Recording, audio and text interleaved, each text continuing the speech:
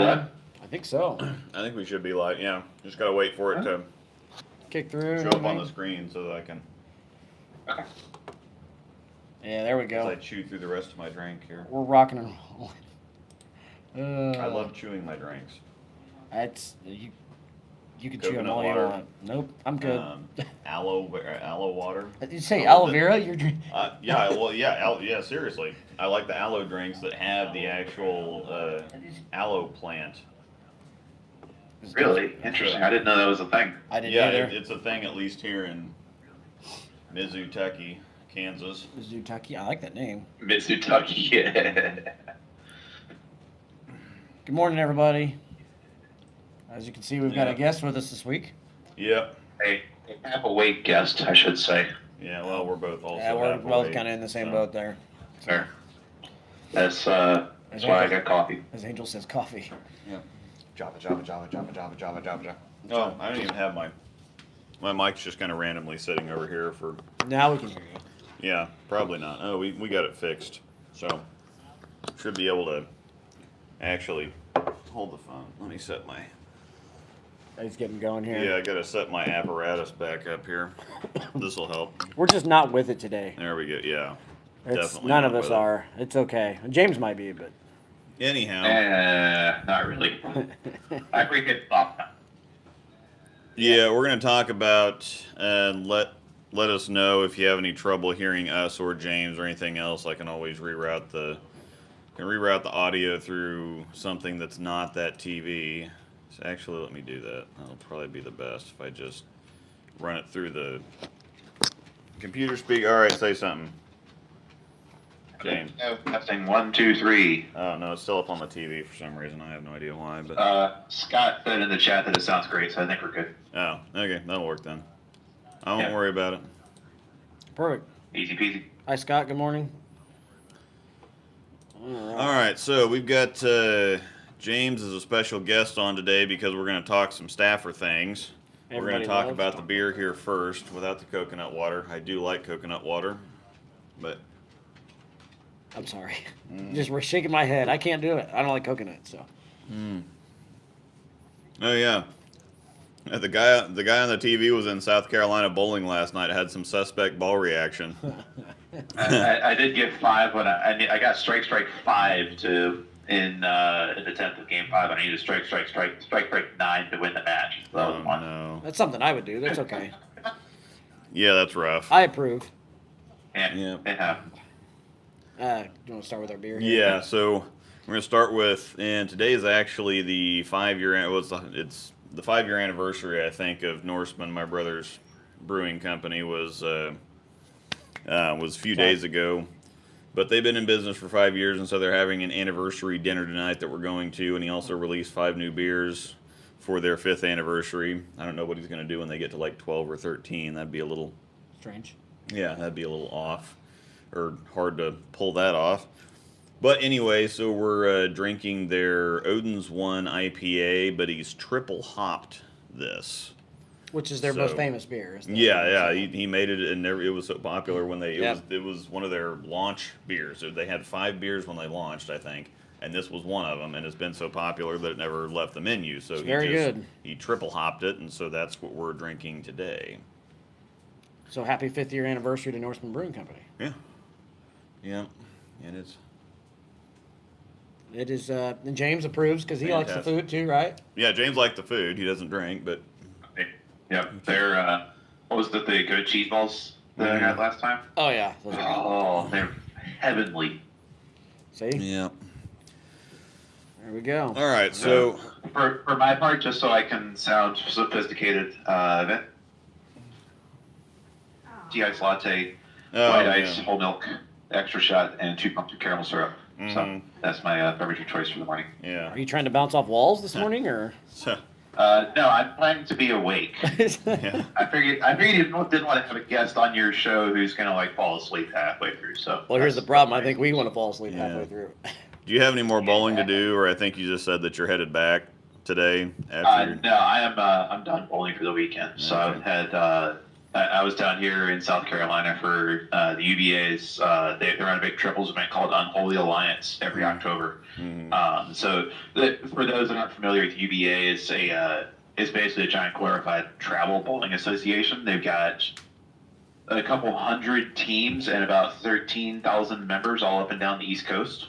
And so the thing with Unholy Alliance that makes it a lot of fun is it's mixed trios, and the 3 bowlers on a team have to all be from different franchises. So it's a chance to bowl with people you don't normally get a chance to bowl with. And you can enter multiple squads. In my case, I bowled 3 squads this weekend. So I bowled 2 5-game blocks yesterday, plus a 6-game match to defend my heavyweight belt, which I am just now realizing is down in the car and not in my hotel room right now. So, yeah. But yes, I've bowled 16 games yesterday, and I do not feel like bowling right now. So You should have bowled on what I bowled on yesterday. Yeah. Goodness. Yeah, they got surprised with that GB doubles tournament's happening at Gage Bowl again here, but they decided to put a short pattern down at Gage. So when the what could go wrong? Yeah, the 43-foot pattern feels like a short pattern at Gage. So yeah, I was gonna say when we practiced on Middle Road there before Swiss last year, it felt like 36 feet, not 39. Yeah, we all go in thinking it's the house pattern. We throw the first balls in practice. You know, just the let them go. Just it's gonna hurt, but the ball goes, shoo. And I looked at Trevor and I said, "Uh-oh, this isn't the house." So. All right. All right. Let's have some fun. Yeah. So anyway, here I'm as far as our Coolwick stuff. This would be the cool chat, I guess. Yeah. So I've got the new Black Label kind of pullover. One of them. By BXL, is that the brand that makes? Yeah. I think it's the BXL. Black Label, and it's just got the strike in there and It's whatever else. They're very sharp. They're sharp. I've just got a plain Coolwick not custom, just motive blue. That's motive with the front on the front, just blue. So I'm gonna take this off and show off my new oh, he's got the custom whiteout jersey. And I said custom. This is not a custom because it needs a name. I have to get you. You're gonna have to name yours too. I don't know what that's gonna be, but I've got whiteout and blackout. So you got to get with the. You wore the blackout for the big night on Friday, correct? Yeah. Yeah. By the way, congratulations. I don't know if I've talked to you since then.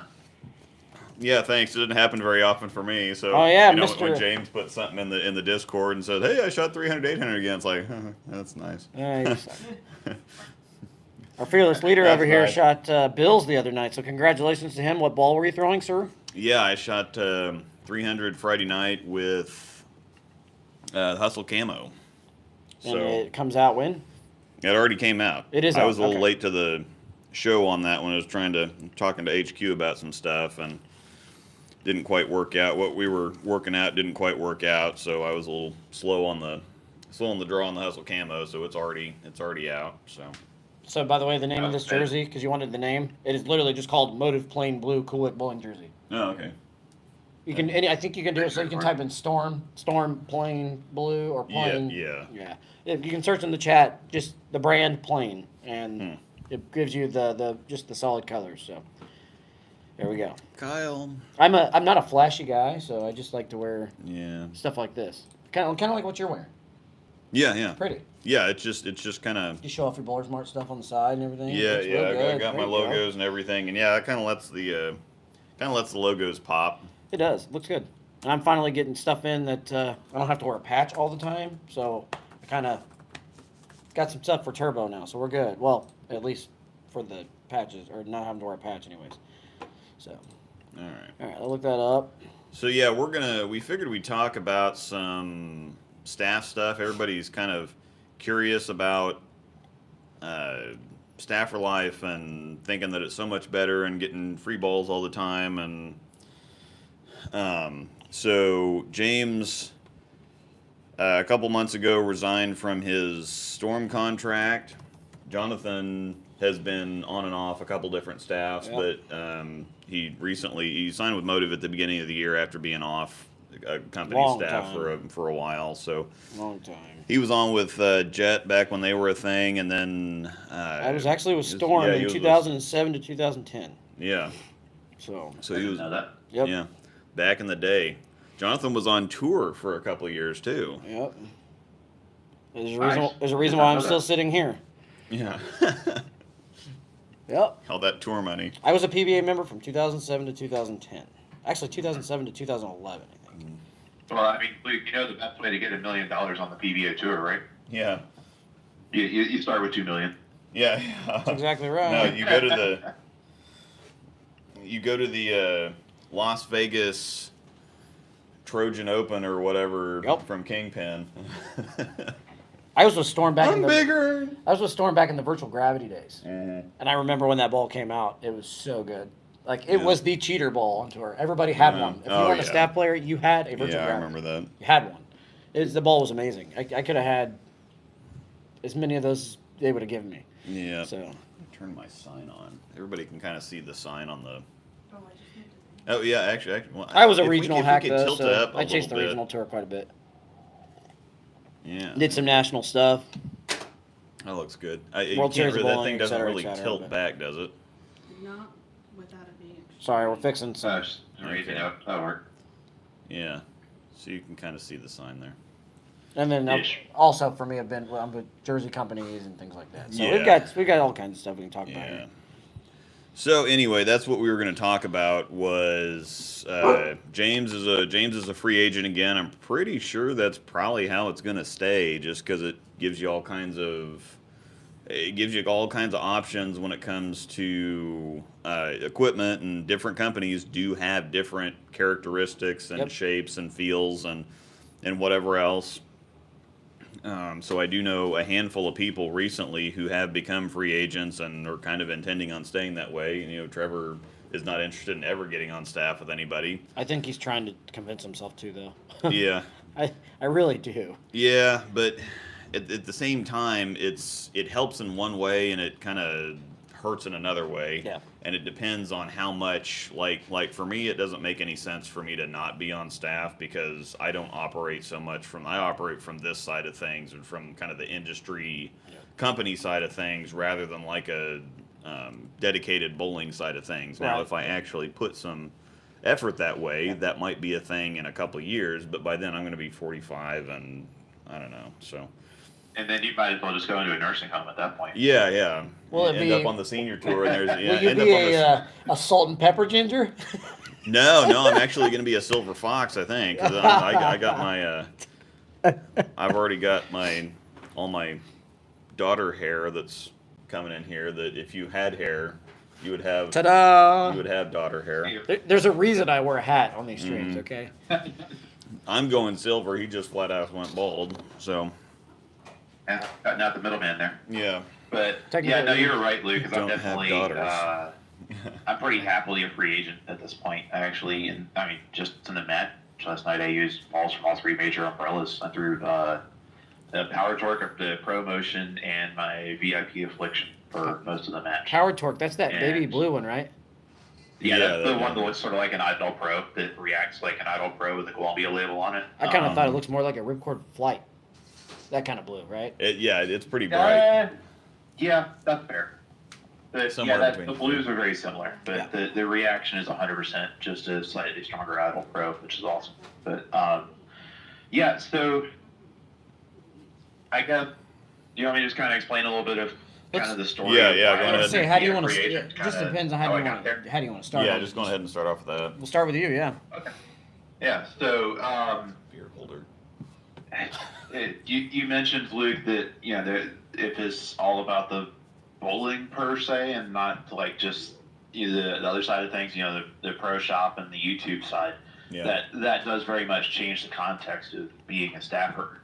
So rewind probably about 26, 27 months is I was a free agent and went to UVA Battle Bowl 2019, and actually the stream for this, if you search my last name, Niffen, Kniffen, on Flow Bowling, you'll find a doubles match that I bowled with Dougie Heron against Pete Weber and Kyle Troop. Dougie Vision. Dougie and I had won a couple of singles events to start off Battle Bowl weekend 2 years ago. And the winners of those events got seeded into a doubles match. And if you won the doubles match, you got Storm contracts. and we ended up winning. That was probably the hardest 625 I've ever bowled in my life on a house shot. Yeah. Well.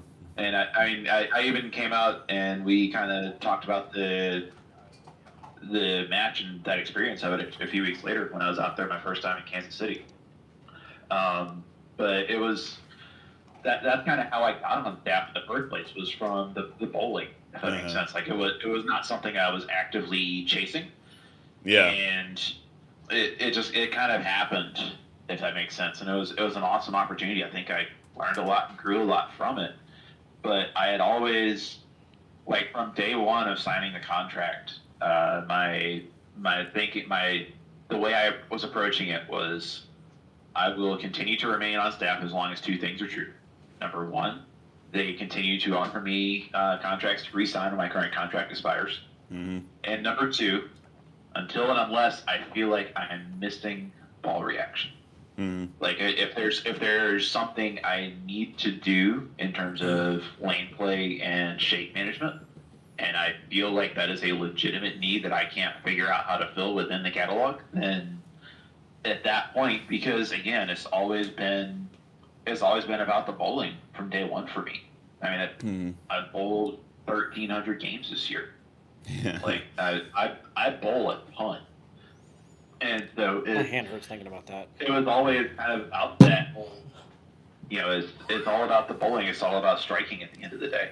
And it felt like, the essentially with my rev rate and kind of some of the subtleties of how my release works, and combine that with the friction response of a lot of the SPI covers, it felt like I was looking for a level of like blend and tumble and continuation that I really, really struggled to find within the SPI umbrella.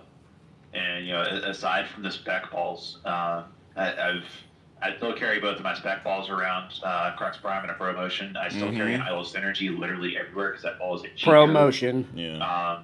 Just saying. I brought my Nano Pearl out this weekend as well. And brought that with me for the tournament. But I was missing this kind of extra notch of blend that I felt was a cover issue, just in terms of how some of those covers were matching up to me. And so that was, once I saw that and kind of concluded that I was in fact missing something, that made the decision pretty easy. Mm-hmm. And so I ended up, respectively cutting ties with Storm about just over 3 months ago. Okay. And feels like it's been a lot longer than that. It's been a big learning process since then. I know we've talked about this previously, I think maybe on one of your other live streams or something else. I don't remember exactly. I know I've talked about it a lot in your Discord server. Mm-hmm. But it's been a huge learning process for me, because kind of even before I had my contract, there was a switch that flipped probably in early mid 2017, where I was like, I want to go from being good at bowling to being really good at bowling. Mm-hmm. And and then ensuing 4 years, that was by and large a process that was done with SPI equipment in my hands. Because I started the first time I drilled SPI stuff new in the box was early 2017. I was around the same time frame.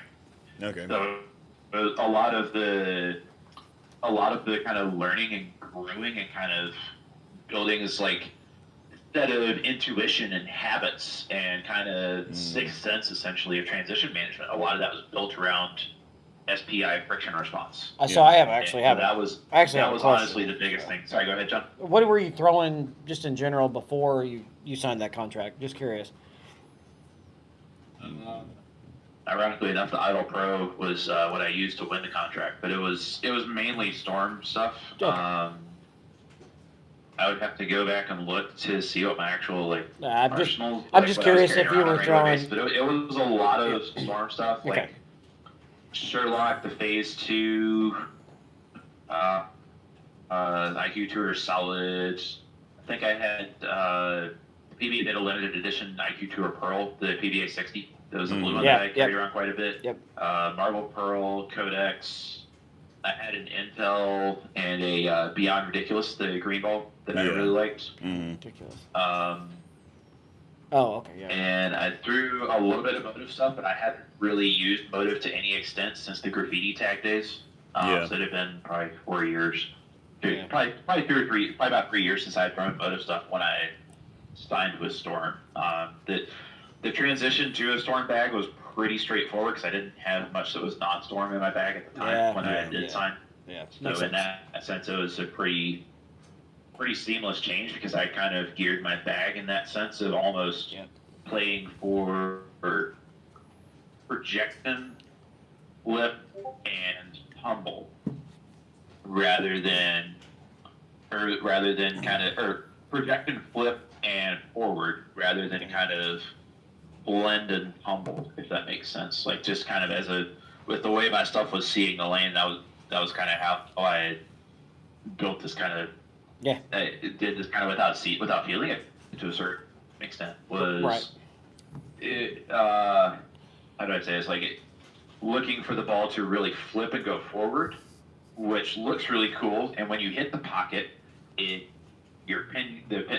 pocket carry rate is insane. Right. But it's that kind of extra layer of extremeness. I know Luke, you and I have talked about this quite a bit. Mm-hmm. Where it's that extra layer of kind of extremeness that with how I profile as a bowler, I simply do not need. And so it was that's kind of where the transition has been happening and is continuing to happen even now. 3 months after I dropped my contract it's still kind of a process of as I go out and visit these centers, I'm almost having to kind of relearn them to a certain extent because even though the conditions are similar, it's like my approach to them is different, and so that's been kind of one of the big challenges that I don't think I've appreciated as much as I probably needed to, if I'm being honest. Just because I was like, oh, it's just a different bowling ball. I'll be able to pick it up and strike with it just fine. And sometimes I can't strike with it a ton. Got my career high for 4 games, like 3 weeks after I dropped my contract. Shot 11.02 for 4. My previous best was 10.50. Yeah. So there are days where I just have the nuts, and there are other days where I have to think about it a lot more, and that's just kind of a part of that process. Mm-hmm. So that's kind of. Overall, I do think for myself personally, it's been a very positive change. I mean, the chance to carry a Pro Motion, a Venom Shock, and a Purple Hammer in the same bag, you can't really beat that. Yeah, that's hard to argue with. Yeah, and I think that's one of the things that can be tough for staffers, because when you are a staffer, you feel like you've always got to promote your brand, and there's some people that will go, well, I mean, the Venom Shock's good, but I mean, we've definitely got stuff that's like, well, no, we don't have a Venom Shock. We have things that are close to a Venom Shock, but we don't have a Venom Shock, and we definitely don't have a Purple Hammer. And it works both ways, everywhere. It really does. Yeah, it works the same for everybody because, we've got a bunch of stuff that Brunswick doesn't have, that Motive doesn't have.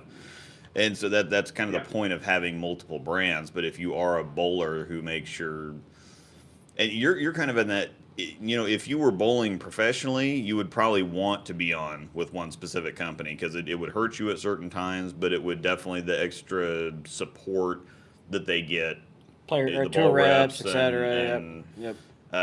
Just everything else, you kind of. I will say tour reps are huge. That does give They're you. huge. Yeah, well, even when I was in my day, they were huge. Like, well, and they do a lot of your stuff for you. You don't have to. They literally do anything. Chase stuff down. If you want a bowl drill, they go. Huh? Yeah. Yeah, it's amazing to have that in your back pocket. It really is. But yeah, so I mean, at that point, you kind of need the extras more than you need the. See, back in that day, though, they weren't allowed to coach. Yeah. So that was a new thing that was started mid-2000s where they could actually coach. Yeah. Because if you go back and watch old TV shows, you'll never see the ball reps on TV. Ever. Yeah. Now if they're coming back from a commercial, you'll see them talking to them, et cetera, et Yeah, cetera. because it used to be you'd set everything up before the game. So what they would do is they would come up to guys in between blocks, and if they're seeing bad ball reaction, they'll literally walk to your bag, or drag one of your bags out of the paddock or whatever, and they'll put it down and they'll just put their foot on it. And that's what they'll do. That's what they would do. Because you could get DQ'd if you were caught coaching. Yeah. Getting coached. Which doesn't make any sense because golfers have caddies. Exactly. So, fun fact. Mm-hmm. We could talk a little bit about free bowling balls and not free bowling balls. That's another big thing with the staff life here. Something that I want to. Yeah. That's the question that everybody wants to know. You know, there's no staff free. Everything's free. You get everything free. You know, let's slow down and talk about that a little bit. So yeah, and I'll talk about kind of my own. Your way on was a whole lot different than my way on. My way on, I kind of got.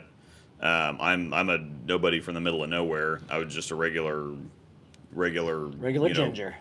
Yeah, just a super local bowler because I worked in the. I started bowling about 19. My parents had bowled when we were younger, but then they had kids and it got expensive. Should have bowled at 19. Yeah. Really? I thought you started. I bowled for like 2 years when I was 11 and 12, but then we got into kind of like junior high school sports and stuff, and so we dropped the bowling thing. So I used my you remember the Kmart special zone or whatever it was. I can't remember what the bowl. For some reason, I thought you bowled a lot. That was a Brunswick Axis, was it? The Axis, yes, the Brunswick Axis. Slapping that out because for the win there, because you remember the that. it was the Kmart special. Yeah. I remember those. So I had an 8-pounder and a 10-pounder when I was like 11 or 12, and we bowled for a little bit, and then we got into basketball and other stuff, and so the bowling thing went to the side, and then because I'm skinny, once I got out of high school, I'm like, okay, I wasn't even really that great at anything that I played in high school, but I'm like, all right, well, I can't play on any city league teams or anything, so I had a friend that asked me to bowl, and so I got back into it then. Well, a couple short years later, I was in the pro shop all the time, and so the guy that was in there gave me a job, and so I kind of just started working in the pro shop and never stopped, and then I took it over in 2014, and it's a big in the pro shop world. It's a big deal to be able to, or just for anybody, it's a big deal to be able to say that you're on staff, because then automatically people assume that you either know what you're doing or are really good at it. Whether or not that's actually true, there's a lot of cases where it's completely not true, and people are like, how the crap did they get a contract? But in my case, it was just I took over a shop. I was in a position to directly affect ball sales and be able to give feedback or give actual numbers, just saying, hey, my shop's doing this amount of this product or whatever, and so I got a small deal to begin with. I was only Storm at first in 2015, and then we have incentives too for if you post reviews or post videos or whatever else, then you get kind of extra discounts on the stuff. There's no such thing as free bowling balls, but we all get those incentives too. Well, that's why I keep telling people, it's like, well, you get free money at your job too. All you have to do is show up and work for it. Yeah, exactly. So you didn't get your initial contract as a shop guy, right? Yeah, as a shop guy. That's the only reason I got it. Somebody actually told me the rep to reach out to. Brett Cooper didn't have any idea who I was, because working in the pro shop, people think that you work in the bowling industry and that you get to bowl a whole lot more. It's like, no, you get to bowl a whole lot less, because I'm working when everybody else is bowling. Right. And when I'm not working, well, it's on a Sunday. Nothing happens on a Sunday unless good old Brett Cooper that looks like me. Yeah. Unless it's some random sweeper somewhere, but most of the time it's like, well, I've been in a bowling alley for 6 days out of the week. I don't want to spend my day off in a bowling alley. Yeah. Again, bowling a tournament or whatever. So most of the time, sometimes I go to tournaments and sometimes I wouldn't. But that's kind of how I got my start. And then I got started doing the video thing because, number one, it kind of knocked down the cost a little bit, which... people think it's cheaper, but at the same time, if you're on staff, you kind of need to buy everything, because you're supposed to be a representative. Yeah. You're not supposed to be somebody that just kind of pops up a bunch of staffer hype and hashtags and hype train stuff and whatever else. You're supposed all the to hashtags suck, by the way. Yeah. You're supposed to know the equipment, know the catalog, inside, front to back, whatever else, so that when somebody asks you a question about, Storm equipment, I can tell them, instead of saying, I don't know, I haven't thrown that one yet, so it looks like it does this or whatever else. You're supposed to be a product representative that's supposed to know what you're talking about. And thank you. You're welcome, sir. Heck yeah. Carry on. You're supposed to be kind of an authority or a resource or whatever else for that equipment, not just sell. So, and back in that, and it's kind of funny to go back and watch videos from 2013, 14, whatever else. They're terrible. absolutely atrocious. It's just rock music and did you freeze? James froze again. Bye, Hi. James. Hi, James. Yeah, I think I'm gonna bounce out and bounce back in. I'm on hotel Wi-Fi and it's crapping out, so I'm just gonna switch over to my phone. So I'll be back in just a moment. A jiffy. I'm monologuing anyway, so. All right, perfect. You caught me monologuing. Ooh. Sorry. And I'm sitting here with allergies. Like just even with my allergy pill. Yeah. Oh God. Yeah, showing off my crappy webcam. Oh my gosh, we get to see him twice. Yeah. Man, it's back and forth and whatever else. That's. Just think that's gonna be a silver fox one day. Mm-hmm. Look out. All right. Do I need to add him? Do I need to add him back in? I think this is going to be a problem. Oh my goodness. Yeah. Oh no! Look at okay, that. Sweet. Hey, popped right back in. I didn't even have to change anything. That's awesome. Devastating. Oh, sweet. Okay. That can work. Jordan. Yeah. That actually even sounds better on the audio. James, that's behind you would actually just disagree. Yeah. Sweet. So. Here, Yeah. let's do this. Yeah. Anyhow, and so that's I always looked at it from a pro shop point of view. You know, we always have 30 balls in the catalog at any given time, and so it's like I don't need to overhype something or sell somebody the newest thing. I mean, that's why we've got 30 balls in the catalog, is so I can know the differences, explain all the differences, and sell people the ball that they need and or want, not just the newest thing out there. And ball videos were pretty terrible, and so I'd always have people coming into the pro shop and saying, hey, well, this, every single video, I've tried to watch videos on this stuff, but every single video is just, somebody with a 500 rev rate hooking the entire lane set to rock music. Thank you. And I feel personally attacked. yeah. But and so it was kind of an extra thing. It's like, oh, okay, well I can get on staff. I can do the videos both to help the customers out and show them something different, talk over it, explain stuff, and I can kind of get some incentives to knock down the cost of this quite a bit because again, being on staff is largely more expensive for whatever reason. And even though I get, most of the bigger releases they send me two of for me and Angel to drill, and it's like, well, if you add all that up, that's a lot of bowling balls. Right now, 900 Global still hadn't been added to that mix, and stuff like the hustles and the hypes and whatever else I still pay for. But at the same time, it's all this extra stuff too, because we bought computers and laptops and just all kinds of different things. I have a freaking drill press in my garage now, and so in one way or another, even though most of the equipment is free, we'll dive into that a little more. It ends up costing me a whole lot more money than if I was not on staff to begin with. Then I could just kind of pick and choose. And we were, Trevor was over here. We had kind of the regular group over here last night, and just going through some of the stuff we have on the shelf. Like I've got a bunch of promotions because I really like that one. But then we're kind of into the overseas ball thing, and so much of the stuff we've had so much stuff come out here recently, and even just with the burners and the hypes and the hustles and stuff that I don't want to drill if we're just buying that stuff basically for reviews. Yeah. So we kind of did a one. Angel would get one, I'd get another one. And we kind of split them up instead of both of us getting two balls because again, we pay for them and that adds up really, really quick, and the YouTube revenue is okay, but it doesn't anywhere close to offset. If I do a burner pearl review, it's going to cost me a whole lot more to make that video than I'm going to get, in return. So, it's those tens of dollars of YouTube ad revenue. Right? Yeah, and again, when you do the numbers, it's kind of like, okay, well that's a decent amount of money until you figure out it's like, okay, well would you work if you got a full-time job and somebody offered you my YouTube money and a couple $1,000s worth of free equipment, you'd kind of blink at them a couple times and it's like, well, those numbers are off. It's like, yes, those numbers are off. Yeah.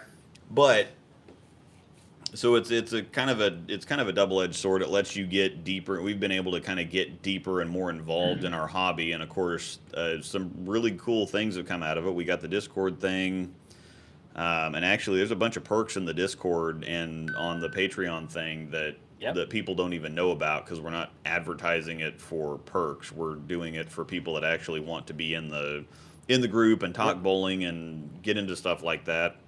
This guy and this guy is in there too, by the way. Yeah, and so especially the paid side of it, which as we've explained to several people, and several people have found out that they sign up for the Discord, and all of a sudden the $5 a month thing it's a filter. It's not a revenue generation type of deal. It helps us out a little bit, but it really just filters all the nonsense out because the trolls and certain people are just not going to pay even a couple bucks to get into something just to screw with a bunch of people. But we have some fun on the Patreon side. Yeah. There's tons and tons of channels and all kinds of stuff that goes on. And if you sign up today, you'll get a free preview for the next. You'll get a free preview for the next 15 days or whatever before it starts charging cards. But sign in. Come on, come hang out with us. You'll have fun. Trust me. We talk bowling all day long, all the time, and that's who doesn't love that, right? If you're watching this right now, you love bowling. So there's a lot of fun in it. But I digress. So before I got on staff though, I was throwing mostly motive. Yeah, that's what's funny. Yeah. And I was actually pretty. If you have a chance to get on with Storm, right now you've kind of got to take it, especially since again I was working in the pro shop a bunch, and so I didn't really get out to bowl tournaments at all. I didn't start bowling tournaments here until just the last couple of years when I got out of the pro shop and whatever else. So I've only really been a tournament bowler or trying to be more active, and I didn't get to go out to regional tournaments. I didn't get to do anything. I bowled league until I was like 37 or something, 37, 38. And so I've just only recently in the last couple of years been able to get more heavily into tournaments. Right. And so that's the thing that kind of sucks from the industry side of it is that you're always, if other people are bowling or they're doing things, you're working. So you can't just say, I'm going to close the pro shop down today. I'm going to close the pro shop on a Saturday to go bowl a tournament. You can't do that. Yeah, you can't do that. So much as you want to. Yeah, you'd love to, but at the same time, you just can't. You got to make money. Well, I mean, Saturdays you're also your youth yeah. Saturday is going to be the biggest. It may not be the biggest money day, but it's going to be the biggest traffic day. Yeah, usually, you got your youth leagues in there. Off, they want stuff done, new grips change, et cetera, et cetera. Yeah. I remember those. Yeah, it's almost like I've kind of referenced this some in some of our previous conversations. It's like it's very difficult to love bowling and be passionate about bowling and get better at bowling. Yeah. If you work in the bowling industry, and so that's something I've always kind of said quite a bit the last few years. Is that's kind of a similar type of deal. Is I love bowling too much to actually be to actually work full time in bowling. I mean that's pretty accurate. It really is.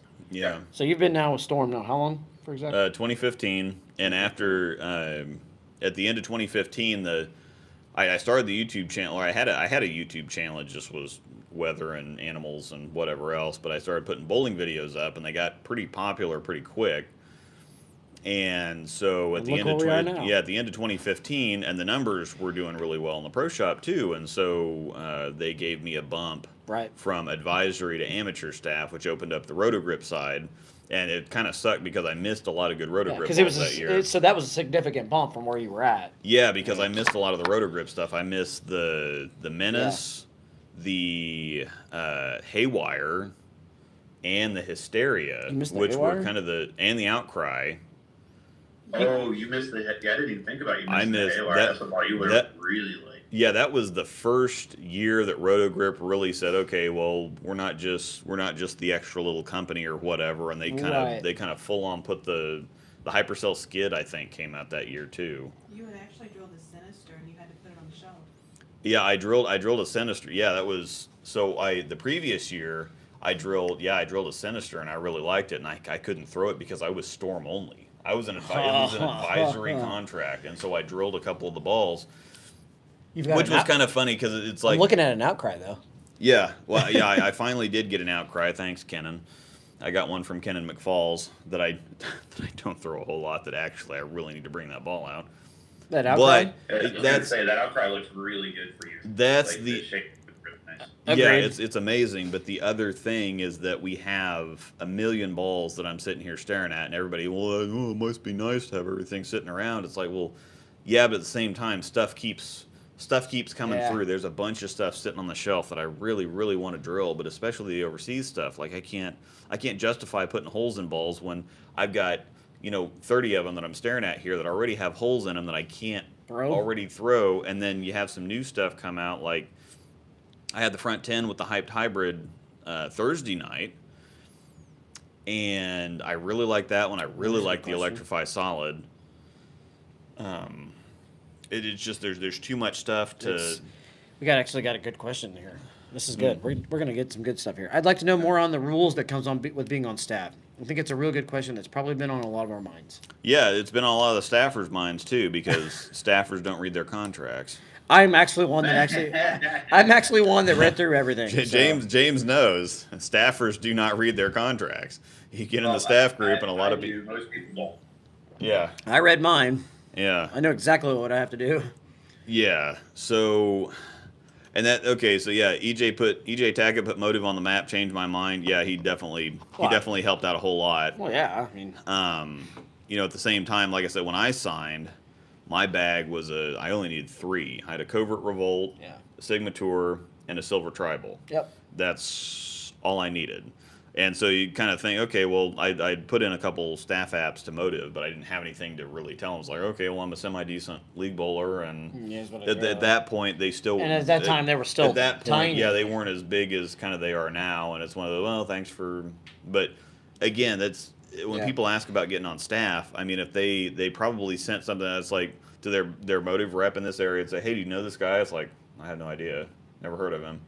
If they ask their staffers, hey, okay, well... Do you guys know about this guy? I don't know. No idea. Never see him. So you're not going to get a contract that way if nobody knows who you are. That's a fact.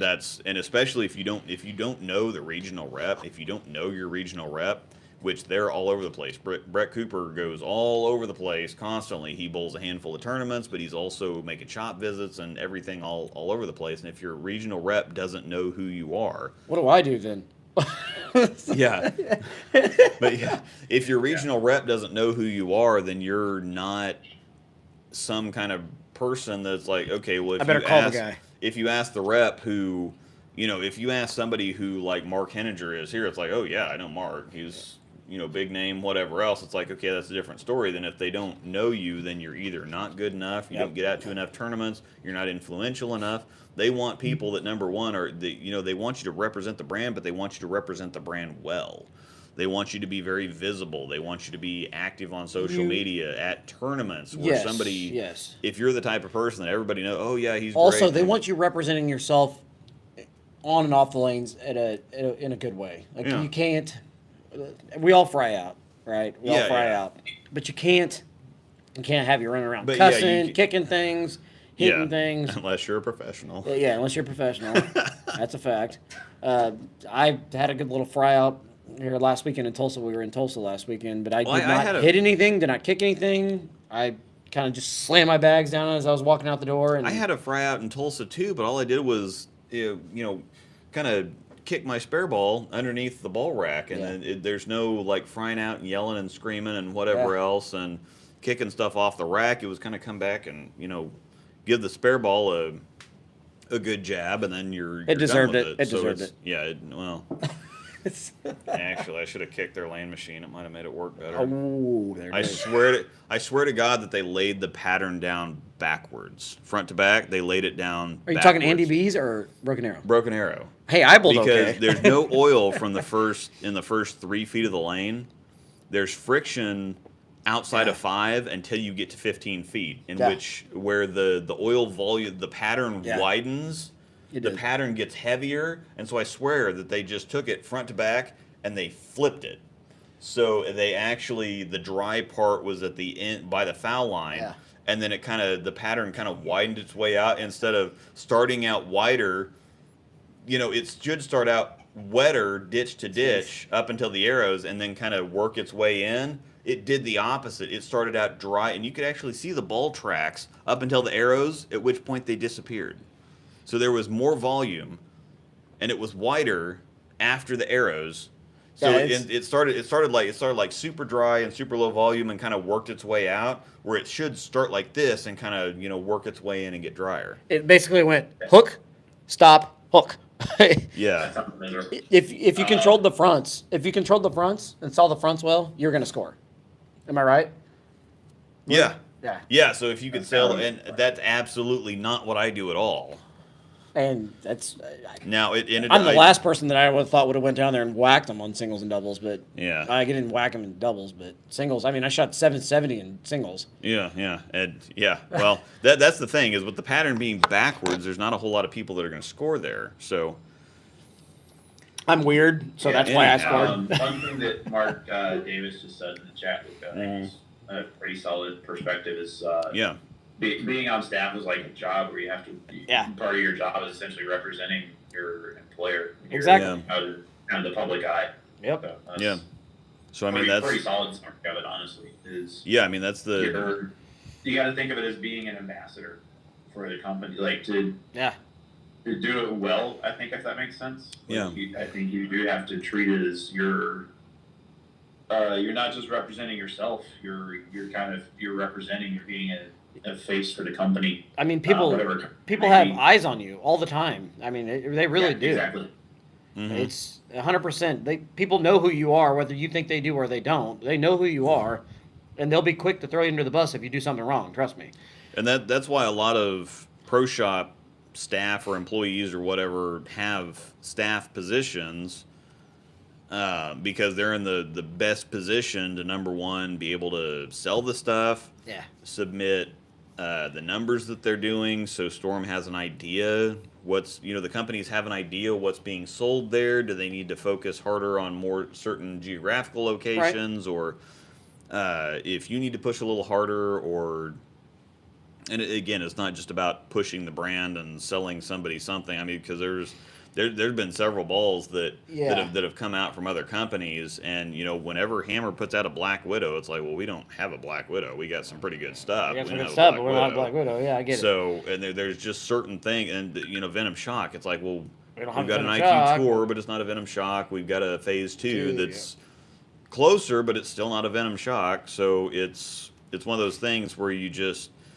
you want to know your company well enough to where you can say, okay, well, this and that, and then if somebody does buy something and say, oh yeah, you were right on, right, then they're going to trust you about recommending them stuff, and so it works both ways. You can't just, oh yeah, this ball's brand new and it's awesome and whatever else. That's the other thing, though, is we don't get sales numbers. Like, it's not one of those things where people think, oh, you're a staffer, you got to sell stuff, because we push it. We don't have to sell things either, so don't get that.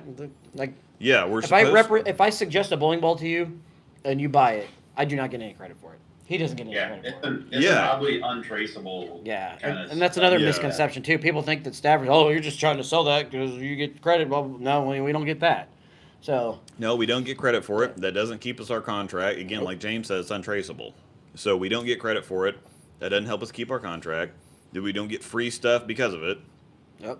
And so and every contract is different too. That's another thing. Contracts are all different. Yeah, everybody's contracts. Everybody's got a different contract. It's no different than, I don't want to say playing in the NFL, but it's no different than getting signed by a company to endorse, and everybody's got a different contract. Like, all the wording's different, your perks are different, et cetera, et cetera. It is what it is. I mean, I've been on now since January of this year. Actually, it was like December, but I had to wait. But December of last year, but January of this year, it was kind of a weird path. Something was presented to me for a new position that was being created in the area, and I was brought on to support the guy. The guy's still with us, and then he took another job, so it kind of took away from it. But I took a spot as recently. It's all still in my first year with Motive, by the way. Yeah. I'm not going to go back to the Storm days. That's been too long ago, so nobody cares about how old that was. But I joined Team Motive in December, and I'm now the brand ambassador for the Topeka, Kansas area and the Kansas City area. They actually put me on the website as Topeka, Kansas area, which is kind of funny. Stormtrooper. So I am now overseeing that requires me to hit shops and to visit shops. So I've got a little bit of a different situation than, say, like a Luke has, because he doesn't have to do shop visits. So Yeah, I have to hit the shops, and I'm also the guy that's in charge of running demos. I've got a house full of demoed bowling balls downstairs that take up, they still have me beat, I think, but but no, it's a little bit of a different path. We've all have our own ways that were created. It keeps me busy. Like next weekend, next Saturday, I'm going to go hit some shops and come see some people. So, and then I was blessed with another opportunity with Turbo that brought me on as a product representative and player representative. So, when I visit the shops, I'll be doing the same things for them as well. So, kind of kill two birds with one stone. I think they kind of looked at it as that. And I don't have a whole lot because I'm new with on the staff side. He left, so he's got plenty of time or plenty of things to discuss. And well, you've been around a long time, so I'm just here so I don't get fined. Yeah. So the point of this was a few different perspectives. As somebody that he's been on staff before, but he's been off it for a while, and now, and again, I was pretty disappointed that I had to let go of my motive stuff back then. Now it doesn't. They're far enough gone that I wouldn't be throwing any of those now anyway. Yeah. That covert revolt though. I wish you still had it. You'd probably still be throwing covert revolt. Oh my god, dude. I wish you had it. So good. Anybody that's watching, if you can find a covert revolt for a good price, please reach out to me. I need to figure out I need to get a Rubicon and figure out how I need to drill it, because I think that'd be the closest one to a covert revolt, but I'd have to figure out how to drill it, and then it still wouldn't work out. But if you have some staff questions in here too, feel free to shoot them to us in the chat here, and we would be more than happy to answer them, because this is definitely a topic that people love to hear about, the ins and outs. Neither Luke and I are going to go into full details of our contracts, but we will be more than happy to answer any questions you might have. Yeah, there's plenty of stuff we can tell you, but and take a well, he knows though. So take a contract. When they send us a contract, when it comes in, we look at it. It tells us our perks, but it also has a lot of really small writing details in there that you have to read. People, read your contracts. So when you read and everything comes through, it tells you exactly what do you get credits for, what do you get this, what do you get that. That's the other thing. We also earn credits. Yeah. So they give us what would you call it? Like ours is called motive money. We call it's just I just call them storm bucks. Storm bucks, is that what they call them? No. Storm bucks. No. Okay, so in their case, we'll call it storm bucks. Incentive credits we get motive or something money. like that. So we get incentives though, like Motive Mondays, for example, that we can use towards other stuff. Like I said, I'm not going to go into details of what we get for free, what we don't get for free, et cetera, et cetera. But just know that we have to pay for stuff. So if I want 5 Venom Shocks, I've got to pay for, a chunk of those.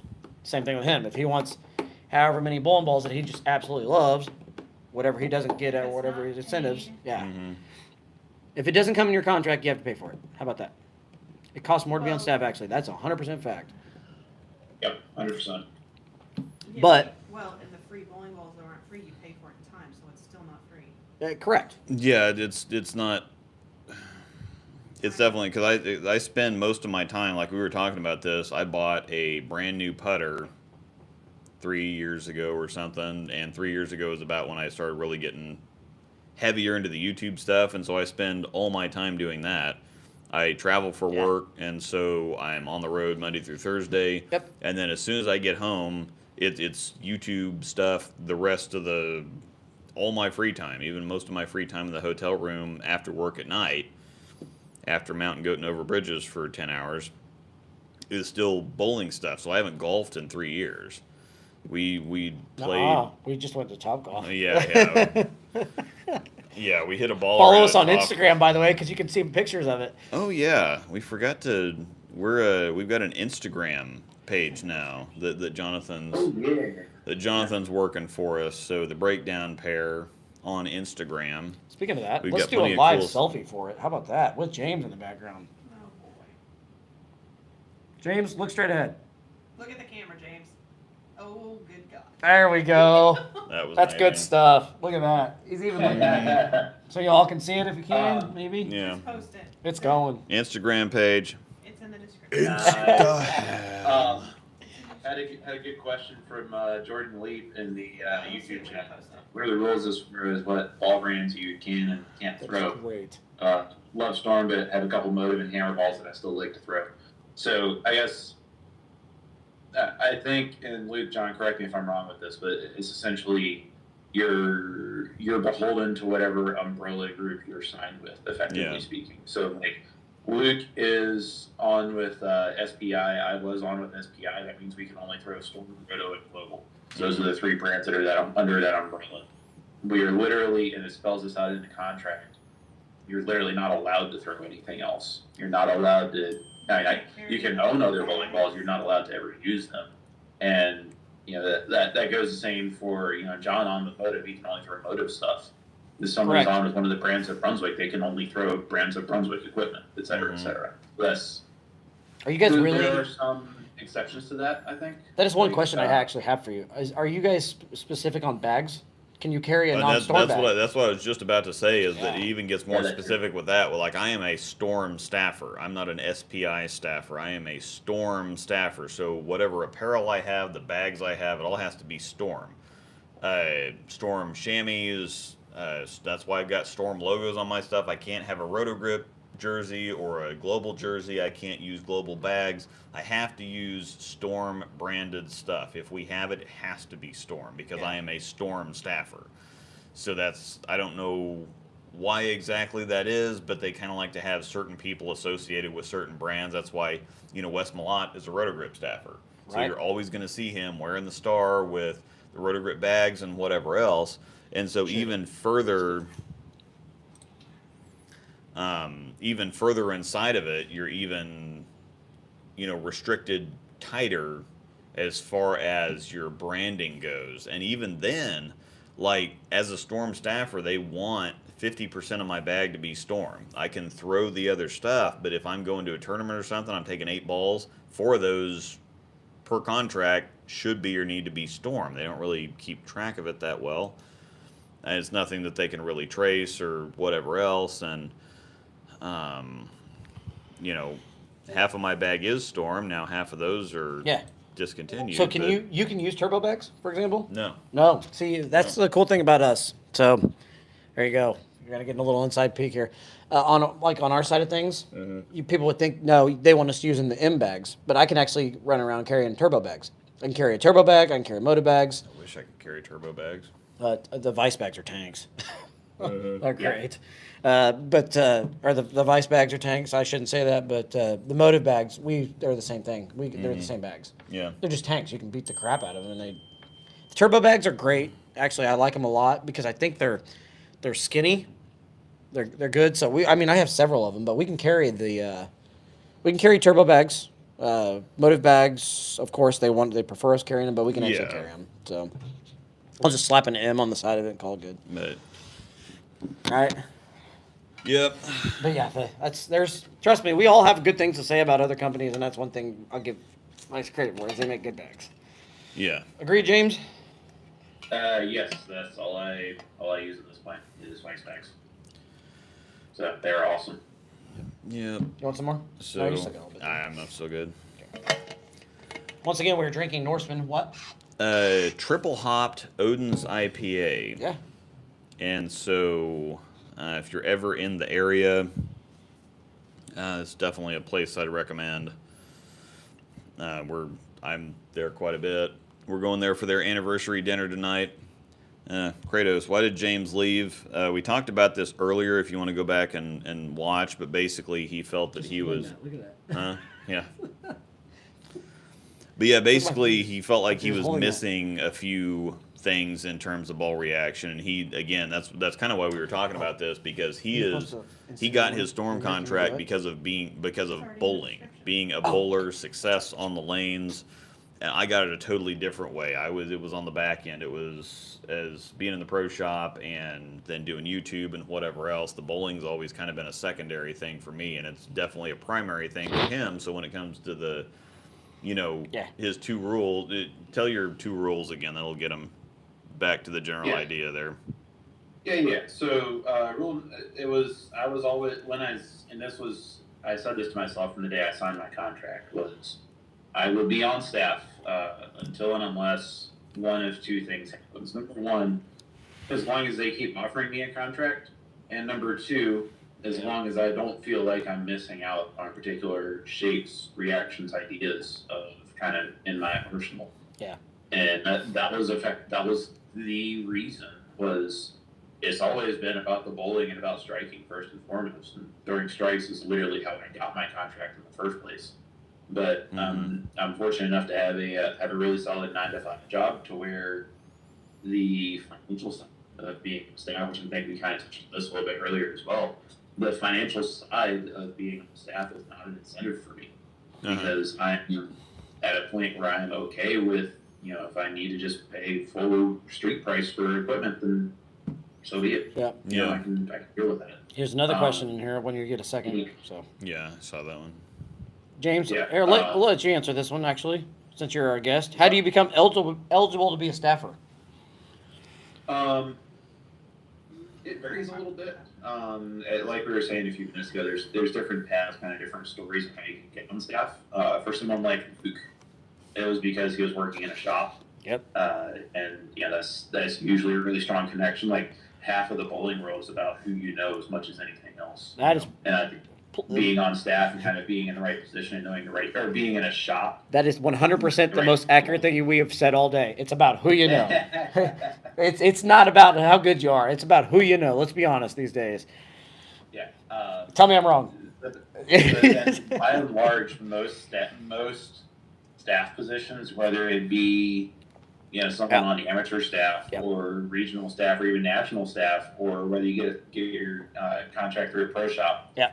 Most of the vast majority of the time is, unless you're a truly elite level bowler, it's not about how good you are. That's it's correct. about how good you are at selling stuff. Correct. Yeah. And that kind of gets back to what we were talking about earlier of as when you're on staff, you're an ambassador for the company, and that's what they're looking at more than anything else, honestly. I am one of the few exceptions to that rule because the way I got on staff was I won a singles event at UVA Battle Bowl 2 years ago. It got me seated into a doubles match with Storm contracts on the line against Pete Weber and Kyle Troop, and my partner and I ended up winning that match. That's pretty cool, by the way. I mean, let's be honest, that's pretty very, cool. very unique set of circumstances. Like, I think Dougie and I were actually the first people to ever, that was the third or fourth year they'd done that contract match, and we were the first people to win it. Yeah. That's pretty cool. That's cool. And this is so the UVA is a house shop organization with 15,000 members almost, and the best of the best are coming out to Battle Bowl every year, and it's 3 or 4 years in a row of them throwing this in the ball, and we were the first ones to break through. So even at that level, it takes a lot to go really right to even have that work out in the first place. So hope that answers the question a little bit. I have one more related question. Jordan, we'll get to that soon. We'll do a general question chat and stuff when we're done. Yeah. So so if you have other questions when it comes to staff stuff, we can hit it. I mean, we've kind of got it all played out here. Yeah, so I think we've hit it's all money. Can you bring? We've kind of hit most of the points. So exactly. Yeah, we've hit most of the point. People love to talk about it, and we were more than happy to tell you about it. The only thing we won't do is go into full details of contracts. That's about it. So. Yeah. So that's what's going to be. It's going to make more sense for James to be a free agent. It's going to make a whole lot more sense for us to be on staff with somebody. Yep. And the other thing is I forgot to touch that. They do want you to bowl. Yeah, they do want Please you to bowl. and bowl a lot. We're out doing all kinds of stuff. It makes it difficult with trying to get videos done in a reasonable amount of time and trying to just get videos up, because there's sometimes where I'll go a week and a half without posting anything just because I'm either out of town for work, and then we have a bowling tournament, and then we have this and whatever else. And Motive asks for 3 leagues a week. Yeah. 3 leagues a week. That's a lot. Well, you're doing that, so. I bowl 3 leagues a week, and then pretty much every weekend we are bowling a tournament somewhere. Yeah. We were in Tulsa last weekend. The weekend before, what did we bowl? We bowled something. No, we didn't. No, it was 2 weeks. 2 weeks. We pretty much we have sweepers around this area. It doesn't matter. It doesn't say we have to go bowl. We're doing a couple tournaments a month, and then It doesn't say we have to go bowl big stuff all the time. But they want us competing at least three times a month at least. So yeah, I mean, so it's Visible. yeah, we got to be visible. We got to be in a bowling center. I mean, they want to see the lightning bolt in the center. They want to see the M in the center. They want to see the turbo logo other side. Turbo logo in the center. They want to see the Coolwick logo in the center. I saw myself and I went in the wrong direction. So that's what they want to see. I mean, so let me ask this, John, because I know your position is a little unique, a little bit different from what Luke has and what I had. Do they more explicitly encourage you to be getting out in bowling tournaments, or is that just kind of is the right thing? I hope that question makes sense. Is it the right thing to do, or is it something that they explicitly call It's a great. Does that make sense? Yeah, it's a great question. I mean, they still want me competing, but they want. So when it comes to shop visits, I have to hit a number. How many I visit. I can't. So, take Topeka. I live 20 minutes away from the shop. I can't go hit Dave Halseth 20 minutes twice, or just hit him over and over and over and over again. Yeah. And they want me spreading it out. They want me hitting pro shops. They want us getting into the bowling centers and into the shops. And does that make sense? Mm-hmm. So I have to try and juggle that on top of the competing. So it's kind of a combo of both. I still have to compete. My 3 leagues a week. There's not a specific number for me for tournaments or anything like that, but they want me out there bowling, of course. I can imagine that the leagues are pushed a little bit more because it's like a boots It is. on the ground. It's sort of 100%. thing. Yep. That's why they're big on the league number. Yep. Repeat 100%. people every Yep. week. You can talk to them. Yep. What they're throwing. Yep, you're 100% right. And then with the turbo side of things, it's kind of a combo. When I hit the shops, I can do the turbo thing all in one swoop. So it's kind of nice because I don't have to make separate trips for turbo and separate trips for motive. I can do it all in one swoop. So I think that's why, with Luke's case, I think that's probably one of the most common is being in the pro shop because you're so visible. You're there. every 100%. That's why pro Yeah. shop guys always get contracts because you're there. Mm-hmm. Because everybody can, if you get onto Facebook, especially when you're a staffer, you end up getting a lot of friends that are other staffers, and so you see staff posts of shooting stuff all the time. So you can shoot honor scores with any company out there. And so that's not near as important. If you're friends with a lot of bowling people, that's what you see most of the time is, oh, I shot 300, I shot 800, I won a tournament, whatever else, and it's with all different companies. And so that kind of gets lost in the, that's easier to get lost than it is with you actually having a relationship with people that you bowl with and having people talk to you about stuff and being able to say this and that and whatever else. And so that's most of the time where, being a good bowler is nice, but at the same time, they'd rather you be kind of influential. Right.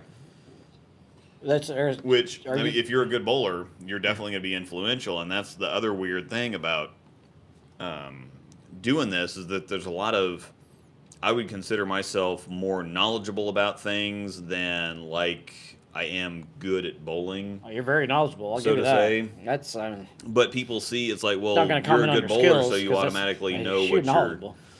if you're a good bowler, they assume that you automatically know what you're talking about. Well, a lot of good bowlers have no clue what they're talking about. You're plenty good on the lanes, but you're knowledgeable as heck. I asked Brad Miller this one time because he, he's gotten to be pretty good friends with Norm Duke. And it's like, well, how much of that stuff... Never heard of her. Who's Brad Miller? Sorry. Never heard of her. But it's like, well, how much of that stuff... I asked him one time, I'm like, how much of that stuff... Because I'm sure Norm just drops gem after gem after gem that after guy gem. Is just something else, man. Yeah, because once you've been bowling for so long, I'm like, how much of that can you actually translate and apply to your own game versus... This is Norm talk, this is what works for Norm, and it's just his own experience and his skill and whatever else. He's like, yeah, it's a mixed bag. There's sometimes he gives us really good nuggets. He's like, other times it's like him and Belmo could be describing the same thing, but in completely opposite and different ways because it's how they see it. It's the same thing, but it's how they see it, how they interpret it, how they translate it, how they process it for them and their game. And so it's one of those things where I don't know. I lost my train of thought. You're good. You're good. Actually, Colin asked me a question here. Man, I already answered. But- He has a list of pro shops in our area. He has to hit motive and non-motive. I do. Yeah. Yeah. So I have to. I get that question all the time. Whether it's a full storm shop or I it's remember what I was any talking shop, about. it doesn't really matter. I have to hit the shops anyways. I'm basically the sales rep for the area. That's what I Yeah. do. Turbo and motive. So carry on. So sometimes somebody that is really good at bowling is really good at bowling their way inside their own head. And just because they're really good at bowling doesn't mean that they have anything that's going to be able to help you at all whatsoever. They can tell cool stories, they can give you little tips and stuff, but it's going to be coming from their perspective most of the time. And so sometimes it's one of those things where I've got so much going on up here that sometimes I can't just let the ball go. But I can help you out with stuff. I can help you out with equipment or whatever else. That doesn't necessarily mean that I'm gonna be a decent bowler. And my entire life, I've shot like 1 or 2 honor scores a year. I managed to get. I had 1 300 and a couple 790s last year. I just got another 300 this year, and then we'll get close to something. But I'm probably not gonna win any tournaments. I'm not gonna be one of those people like Brent Tishuk. I don't know if you're friends with Brent Tishuk. Yeah, on But- Oh my Facebook. gosh, he Holy shoots video game crap. numbers every week. Yeah. Tishik. Oh yeah, that guy goes nuts. Yeah, he shot 800 number 126 the other day. He's got like That's it? 160 or 170 300s. That's it. Jerry Kessler, the other Jerry Kessler, shoots 300s all the time. He's got video game numbers too. That's never gonna be my thing. I'm gonna be more the other side of it. But just because I don't bowl well, or just because I don't put up numbers like that all the time, doesn't mean that I don't know what I'm talking about. And just because somebody puts up video game numbers all the time, Yeah. that doesn't mean that they know what they're talking about. Yeah, that's another thing too. So on the staff side of things, just because you don't have to be the greatest player ever to be a staff player. It's No, being a great ambassador for the sport is another thing that needs people that's underlooked. in there's my a lot opinion. of amazing pro Wouldn't you shop agree, people. James? Yeah. Yes, very much so. Yeah, That's something I kind of took an approach for agree with that. Yeah. when I was on staff, but even now after being on Yeah. staff, is I could give me a report. you portion. Let me see what else we got. this was off season last year at UVA. I actually switched teams to a pretty well established franchise to a newer one. This is we're in our first full season as a franchise right now, Yeah, and even there is kind of like I'm not per se a leader of the team. Like I don't have like an officer role on the team, right. but Yeah, Pete Weber's a I perfect. kind of Yeah, he is. approach it almost like I'm like I don't want to beat people down. I want to help make them better, and I guess that's kind of a different way of saying being an ambassador for the sport in general. And, when I was on staff, being an ambassador for the company, like an ambassador for the brand and for the sport, because I want both to grow. Right. From the perspective of being on staff is if you're growing the sport and growing the company at the same time, that's good for everybody. Yeah.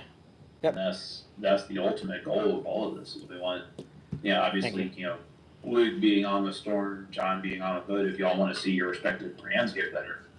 The best way for that to happen is for bowling to Yep. get better as a whole. And Yeah. so it's kind of when you approach it from that ambassadorship perspective, that makes kind of accomplishing both of those in concert a little bit easier I mean, to can lift people up. We all need to be better about growing the sport. I mean, it's Yeah, exactly. bowling is such a toxic environment that we all need to grow each other and all grow the brand. Not the brand, but the game itself, because it's a great game that everybody can enjoy. It just needs to be grown. It's so. Yeah. Everybody wants to be this, or they want to be that, or they want to be that. Just learn to grow yourself. Wouldn't you agree? Yeah. Do what you. It started to become so clicky. Yes, it's become clicky. I mean, I have my friends I hang out with. He's the same way. He's with us, and it's one of those things where we get together all the time, and we're always together. So people think, well, I can't hang out with them because these guys are always together. It's become a high school environment in a bowling center. Let's be Yeah, and honest. it's not. And that's the thing too, is that I kind of feel uncomfortable hanging out with whenever Brad, Packy, Frankie, Zach Wilkins, all That those makes you guys- uncomfortable? Yeah, well, yeah, going. Come with me. I'll talk. I'll get Well, it. yeah, it's one of those things where it's like, well, they're a whole lot better than I am. Now, I give a I crap will about that or stand not. behind knowing what I'm talking about. And being, there's a lot of really good pro shop people Yeah. that aren't really that great at bowlers, Yeah. but they're really, really good at what they do, or like ball reps or whatever else. Like Jim Callahan, for example, for Storm, amazing ball rep. I'm not sure Callahan? that, Oh yeah. I'm not sure Yeah, he's he's. I haven't really heard anything about his success as a bowler. Chris Schlemmer is not very good at all, but man, he knows how to make a bowling ball. Slimmer, yeah. Slim's been around forever now. So yeah, you don't even. Heck, he was around when I was on with Storm. Yeah, He wasn't Roto Slim back then. But. Yeah, but I mean, Schlemmer knows what he's. Schlemmer is Yeah. the brainchild behind Roto Grip and a big driving force behind why they're as big now as they are. But he's not really that great of a bowler. But you come to respect somebody because they're good at what they do, and his Correct. talents don't lie necessarily in throwing the bowling ball. Correct. But he's super smart about what it takes to create different shapes and build different bowling balls Correct. and whatever else. And so you can thank, if you've ever shot 300, 800, one tournament, whatever else with a rotor grip ball, you can thank Schlemmer for the vast majority of that. Ba-boom. So And Slim's a good guy. He Daredevil really is a trick. good guy. Trevor Baumgartner. I'm doing that ball. I'm looking at one right now, by the way. I can James see it. Kniffen, Idle Exactly. Pro. Daredevil trick. I see it. Yep. That was mine. Angel says, no, don't touch it. Oh, you walked in front of the camera. Yeah. No, that one's mine. That's why I wanted, if you or Amanda's not gonna keep that trick, I want that to go to Trevor. It did go to Trevor. He's got it. Yeah, he's got it. Okay. He actually gave me another code red for that, by the way. Oh, So cool. Amanda's got a code red. Awesome. She loves Amanda has 2 code reds now, and she loves it. Yeah, and by the way, my wife does not throw all motive. So, if anybody curious, I can get her motive stuff. She wants motive stuff, but she needs to be throwing the Storm stuff. She's going to criticize me for that here in a minute, but it's fine. Anyways, you guys can ask questions away. I think we're going to start diving in No, some there's a few of them that some she segments does here. really well that are motive. Yeah. But Yeah. She some of the cores Yep. that Storm has, Yep. she's done fantastic. Yeah, like the reds, the code series, the dark code looks pretty good for her. The she needs to throw it more, honey, because I see you commenting. Yeah. She loves the Astro. No, that was my ball. Yeah. Threw the crap out of the Astro. I'm sad that the Trident Nemesis is gone. So Yeah, they The get one rid that of some I keep stuff every telling once you in a to while, throw but yes, I still have it. It ain't going anywhere. Trust me. I know. mm. Now you just pull the damn thing out of your bag more often, you'd be Thank you, Angel. fine. Yeah, I was watching myself thinking this earlier that I'm, the shades of skin and shirt are not that different. Yeah, I was gonna say you got like, they're not too far off. Oh. Which Team Tasty was. No, Bruce- Rob Wagner's What Bruce just nickname said. for me is Casper. Bruce just said if Anyway. Princess didn't have an undershirt on, I would think he was Yeah. topless. Uh-huh. I don't know Yeah. why that's so funny, but it is. It's funny Yeah. because he's really white. And Yeah. Which came first, yeah, Bruce, the chicken or the egg? The chicken or the egg? All right. I don't really have a whole lot else to add on this. I don't either. If Yeah, you guys have so, yeah, questions, I we'll mean, we'll if- do a general chat before we're done. But let's get into what you want to do. Some what's in the bag? For a bit if y'all want to do like in the bag, general chat, whatever else. Yeah. You want to just Yeah, we can do some of that. Since you've been on the stacker thing in balls, why don't you just say which is current in your currently bags? That'd probably be good. Yeah. let's we do can- a what's in the bag. I actually sent 2 this week. I was on it. Mhm. I said let's do some breakdown pair. Yeah. Let's see. I'm Ooh. gonna see if I can screen share. Dang, from my- look at that. from my- You're back home Staying again. in the Oh god, this is gonna be. Dang. I'm so far behind. I'm Bruce, literally. this is the refresh your browser. This is the new triple hopped Odin's One IPA. It's for the anniversary special, right? Yep. Yeah. He released 5 new beers for the 5th anniversary. So this is one of them. There's also a red IPA coming too that I wasn't able. I really wanted to get that, but they have several new ones for their 5th anniversary. So All right. Is James showing us his bag? Is that what he's doing? Oh yeah. Sorry, I got sidetracked. You're- Let's see. I'm screen share this here. It's my job to keep us on oh yeah, track, the sir. sack lunch tastes like PB&J. Yeah, it's peanut butter and jelly beer. He's got peanut butter and jelly in the Yes, that's actually true. the Yes. Pillager sack lunch is supposed to be peanut butter and jelly. Okay, it's Oh, gosh. This It's not chat gonna is work. going downhill I'm fast. sure it's not going to work. I wouldn't do it. I would just show. Do you have your bags near you? No, they're probably in the car. And you're frozen. That's a jersey. Yeah. That's jersey worthy. Yeah. Oh, never Is mind. that working? No, I can see Maybe, it. I don't know. I can't see the. Can't see it. You're straight up and down now, How though. about you just tell us what's in the bag? Hang on, I'm getting there. Don't mess up the flow now. We're moving at a good pace. Well, I got a second while he's trying to fix that. We talked a little bit about the Instagram. I'm trying to grow it. So please, it's in the description. Please head over and follow us on the breakdown pair. At the breakdown pair on Instagram. There is a link in there in the description of this post or this stream.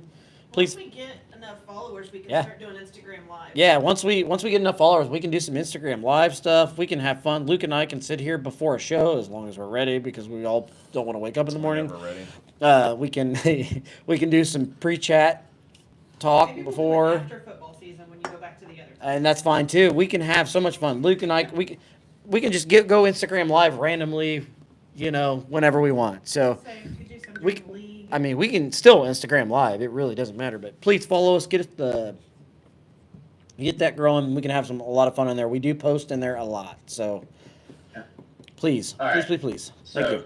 apologies for the technical difficulties.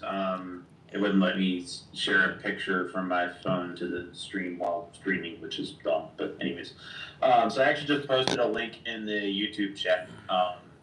It's a little bit more than the typical What's in the Bag that Luke and John show on a weekly basis. This is the 11 that I brought with me this weekend for Unholy Alliance down here in Myrtle Beach. I was bowling. I had 3 squads, which are 5-game blocks. 2 in a center I knew pretty well. 1 in a center that I've never bowled in before. Plus defending my heavyweight belt. So that ended up being 21 games in a span of about 36 hours. So that was obviously a lot of bowling, but in that context, especially when I had the chance to drive and bring some more options, I wanted to make sure I kind of had my bases covered, just in terms of different reaction shapes and friction responses to be able to deal with whatever the lanes gave me. So I guess just kind of going through the list very briefly, I'll go right to left. So the little 2-ball tote, I got a Crux Prime and a VIP Affliction. Prime is pinned in the middle finger. Affliction is pinned down. Then the first of the triple rollers on the right is a pin down Venom Shock, a pin up Honey Badger Intensity, and a pin up Power Torque. The Power Torque I set up to be like in a flip, like kind of a slightly more responsive VIP Affliction, where I wanted a big core standard symmetrical will just come up a little hard. No, I have. The Honey Badger Intensity is a weird Can I ball see that it? Angel correctly picked out as being an angel. Yep. I feel like I'm trying to throw that ball way more than I probably should, but it's a very, very fun ball to throw, and it looks really cool, and it strikes a lot, so I'm okay with that. And then the pin down Venom Shock is the Venom Shock. One of the best, is probably the best ball motives ever made, and it's been out for Missile, come here. John, the Shock's been out since 2014, right? Correct. I will argue with you and say the Ghost is better. She's really. I think they're both good in their own ways. I have found myself missiles. We can have a side chat on that, but the Ghost is really, really, really good. I'm really nervous today. It's okay, Mister. No. He's okay. Yeah, so then speaking of the Ghost, the middle roller is a Legion Sniper. It's That's their okay, ball. It's okay. Who doesn't love orange, right? Yeah. Then the middle finger idle synergy and a pin up Ghost. And the Ghost and Intensity both have the same layout, which is 4x3 in VLS terms. Yeah. The Ghost is one that I ended up throwing a ton. I actually didn't use it at all this weekend, interestingly enough, but that was just because the amount of free hook that we had in both centers, I didn't really feel like I needed it. I spent most of my time at the main center, Myrtle Beach Bowl, throwing the Power Torque, the Affliction, and my Promotion. The Affliction. And a little bit of Intensity, but that was the metagame at Myrtle Beach Bowl was very much friction control above all else. So then the bag on the left is my friction control specialist bag for very high friction situations. So we got a Right. middle finger Promotion. Yep. That's the same on Luke that I used when I shot 800 at Roller Crest last month. Yeah.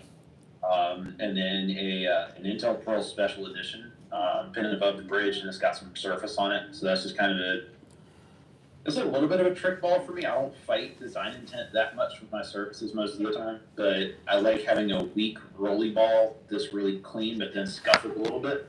So it's kind of just an offset look from what I get out of my Venom shock. Mm-hmm. And kind of going along with the pin down shock, the last ball bottom left is a pin up IQ Nano Pearl. And that's the same. The Nano Pearl to shock relationship is kind of similar to the Power Torque and Affliction, where I just, if I want something to come off the spot just a little more than my shock, but be very similar to it overall, then I just throw that Nano Pearl and I'm off to the races. So Right. that is what I had on me for this weekend. It was definitely. I know. I knew a taking take. that Oh my many gosh. bowling balls that there were going to Got be a it? few that I didn't throw at all. I think I actually tried all 10 plus a spare ball at Yeah. some point over the course of the weekend, but it was very much just kind of staying with like my overall lane play philosophy. Kind of the change of that I've referenced earlier is play the puddle and beat up the pocket as much as I possibly can. Yep. And the mirror covers tend to be more conducive to that plan of attack for me, so that's kind of what I ended up doing for a lot of the weekend. Angel actually pulled up her laptop and showed your bag, so we all got to look at it there. Okay, sweet. Cool. Luke, your turn. You actually, do you have, are we going to pull him up and just put him in front of his face real quick for a second, or what do you want to do? Give me my Electrify Solid. Okay. My bags, they've kind of changed right now because I'm trying out a lot of the new stuff. So I don't just put a review video up and then, well, sometimes if I know I don't like something like the Zen Master, it was in and out really quick. I made the video for it. I didn't like it. I'm never going to throw it again. Actually, I lied. I'm going to throw it again for the Idle Helios video because everybody's going to want to know how that compares to the Idle, how it compares to the Axiom, Phase 2, Zen Master, whatever else.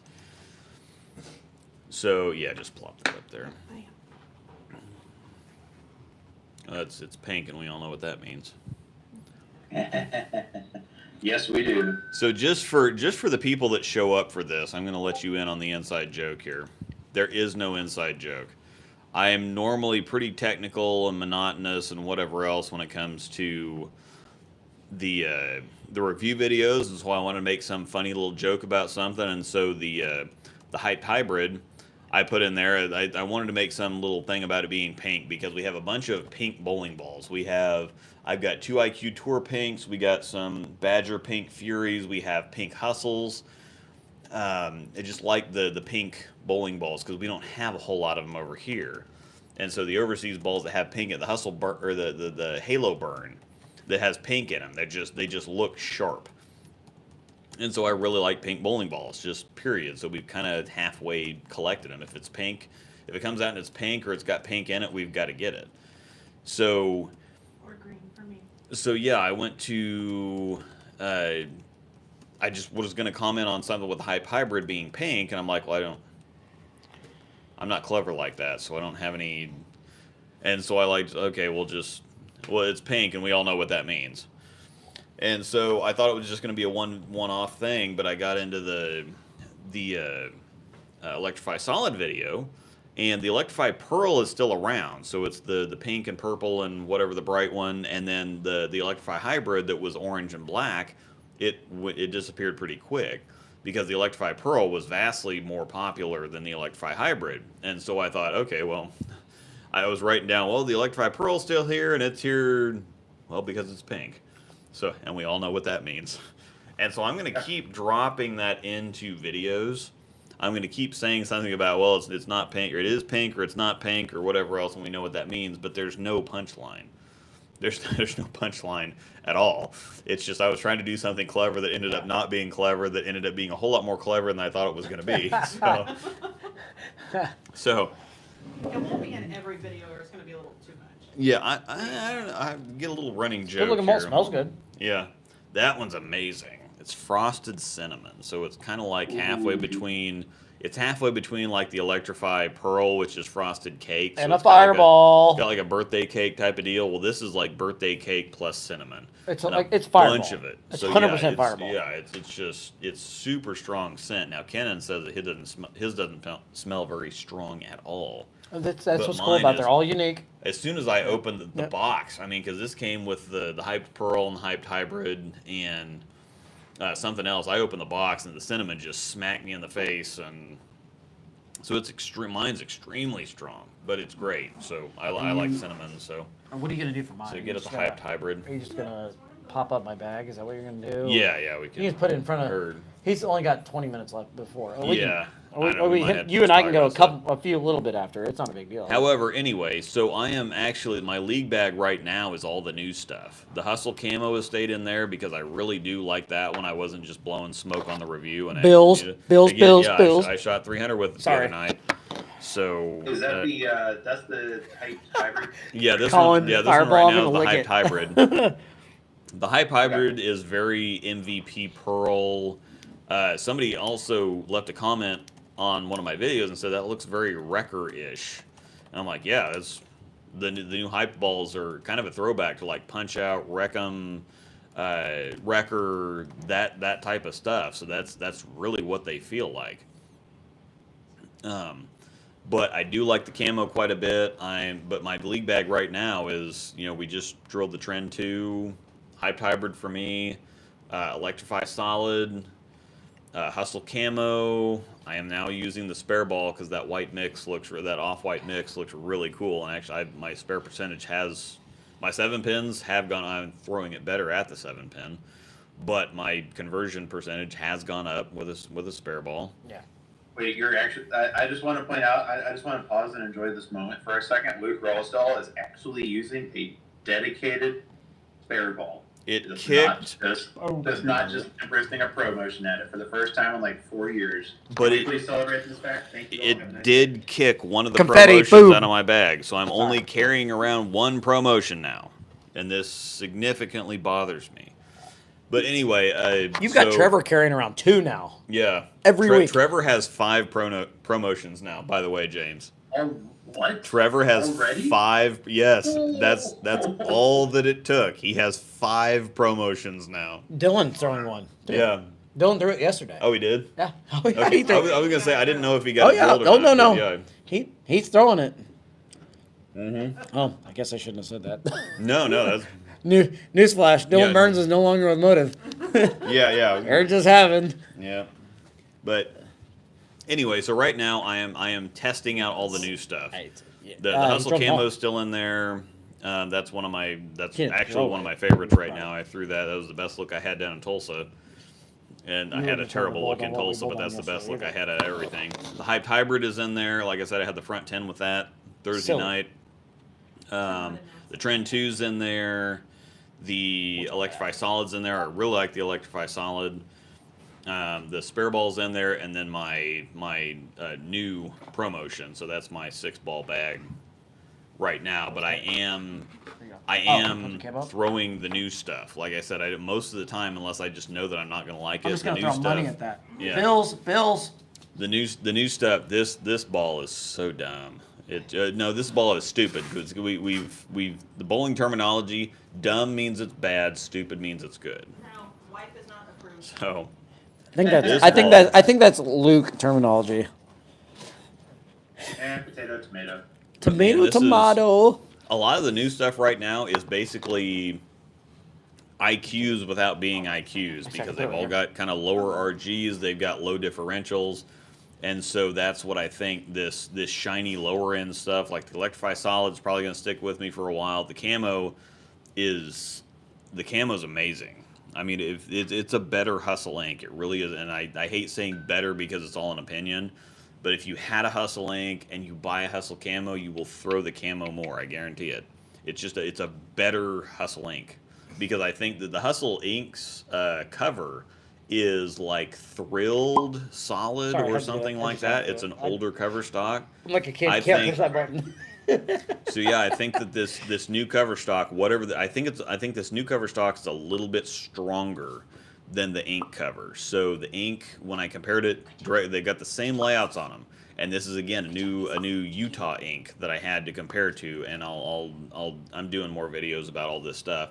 The ink is a little bit more responsive on the dry, but it's a little bit weaker in the oil. So the camo blends everything a little bit better. It's not quite as sensitive to the dry. It's not quite as sensitive to the oil. And so the camo is just a better ink for me. And so if you had an ink, you liked an ink, We're gonna buy switch a it up camo. and show that he's really throwing plastic. Yeah, I'm really throwing plastic. I can't see where the mix It is. looks, Yeah. Luke, I want to sanity check something. This is that kind better? of going off of what I've seen of the camo, but not actually having thrown it personally. Mhm. It looks like you do gain a little bit of kind of stability in oil, like Yeah. you referenced for the ink, but without really giving up the hits from deeper angles, which Yeah, well, not as big of a deal for you on the left side, but for righty who's looking for a ball to use later in the block, I think that's pretty huge. but yeah, and even in my camo review, it's not quite the ink's a little too sensitive from straight because as soon as it hits friction or the dry board's on the outside, it's going, but it doesn't Yeah. quite have the teeth to get going from deep. So it's the camo is better. It's exactly the same from the track area. The camo and the ink, you're going to see zero difference from third arrow. There's nothing. But if you play second arrow, the camo is better. If you play fourth arrow, the camo is better. Yeah.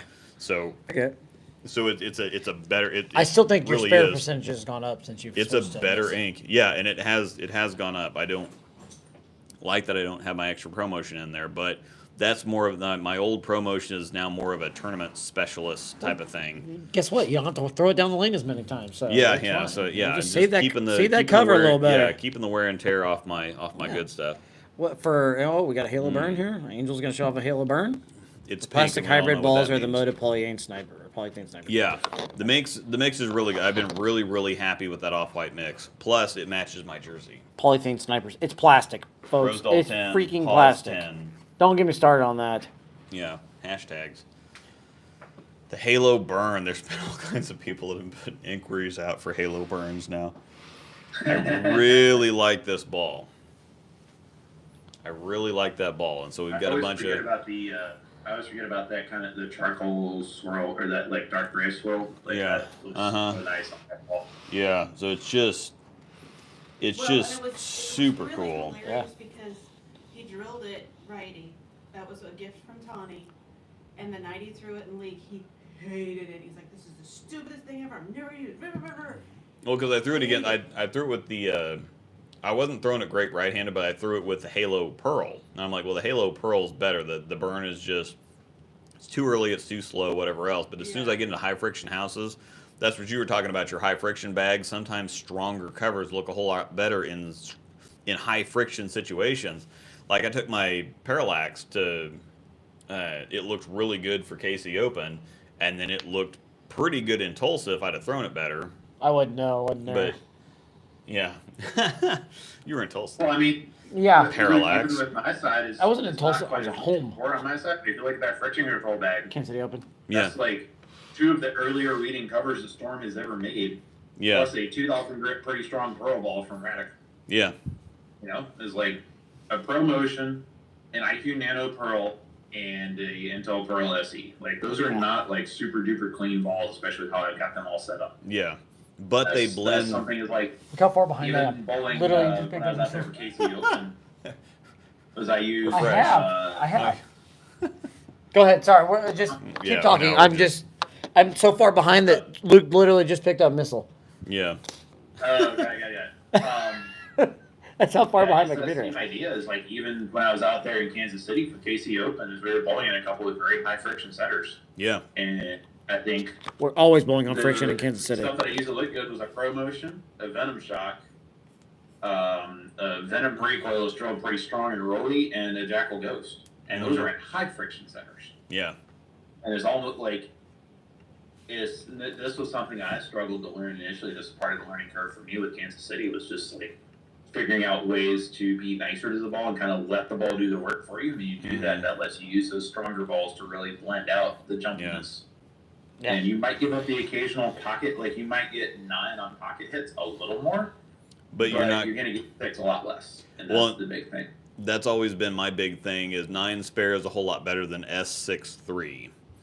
Split So- 6-3. Yeah, and Until that's you don't strike and that's you one only keep thing. getting nines, and then it's just. I think I don't know which review I said this in here recently, but I said something about sometimes the cleaner covers can actually be harder to get down the lane in higher friction situations because they're going to respond more strongly to the dry. And so if you have, if you have hard friction early on the lane, the more responsive stuff is going to read that harder, then it's going to skid, then it's going to wiggle, then it's going to read it harder, and whatever else. So the stronger cover stocks actually blend that out more because they're not going to respond as sharply to the friction as more responsive balls. A lot more responsive balls, they hook off the planet on friction, but they don't do anything in the oil, and so they can be kind of hard to read. And also stronger covers can be hard to read because they blend it so well that sometimes, I mean, with a ProMotion, going either to a ProMotion or from a ProMotion can be kind of hard sometimes because it just doesn't, it reads the lane so much more than it reads the oil pattern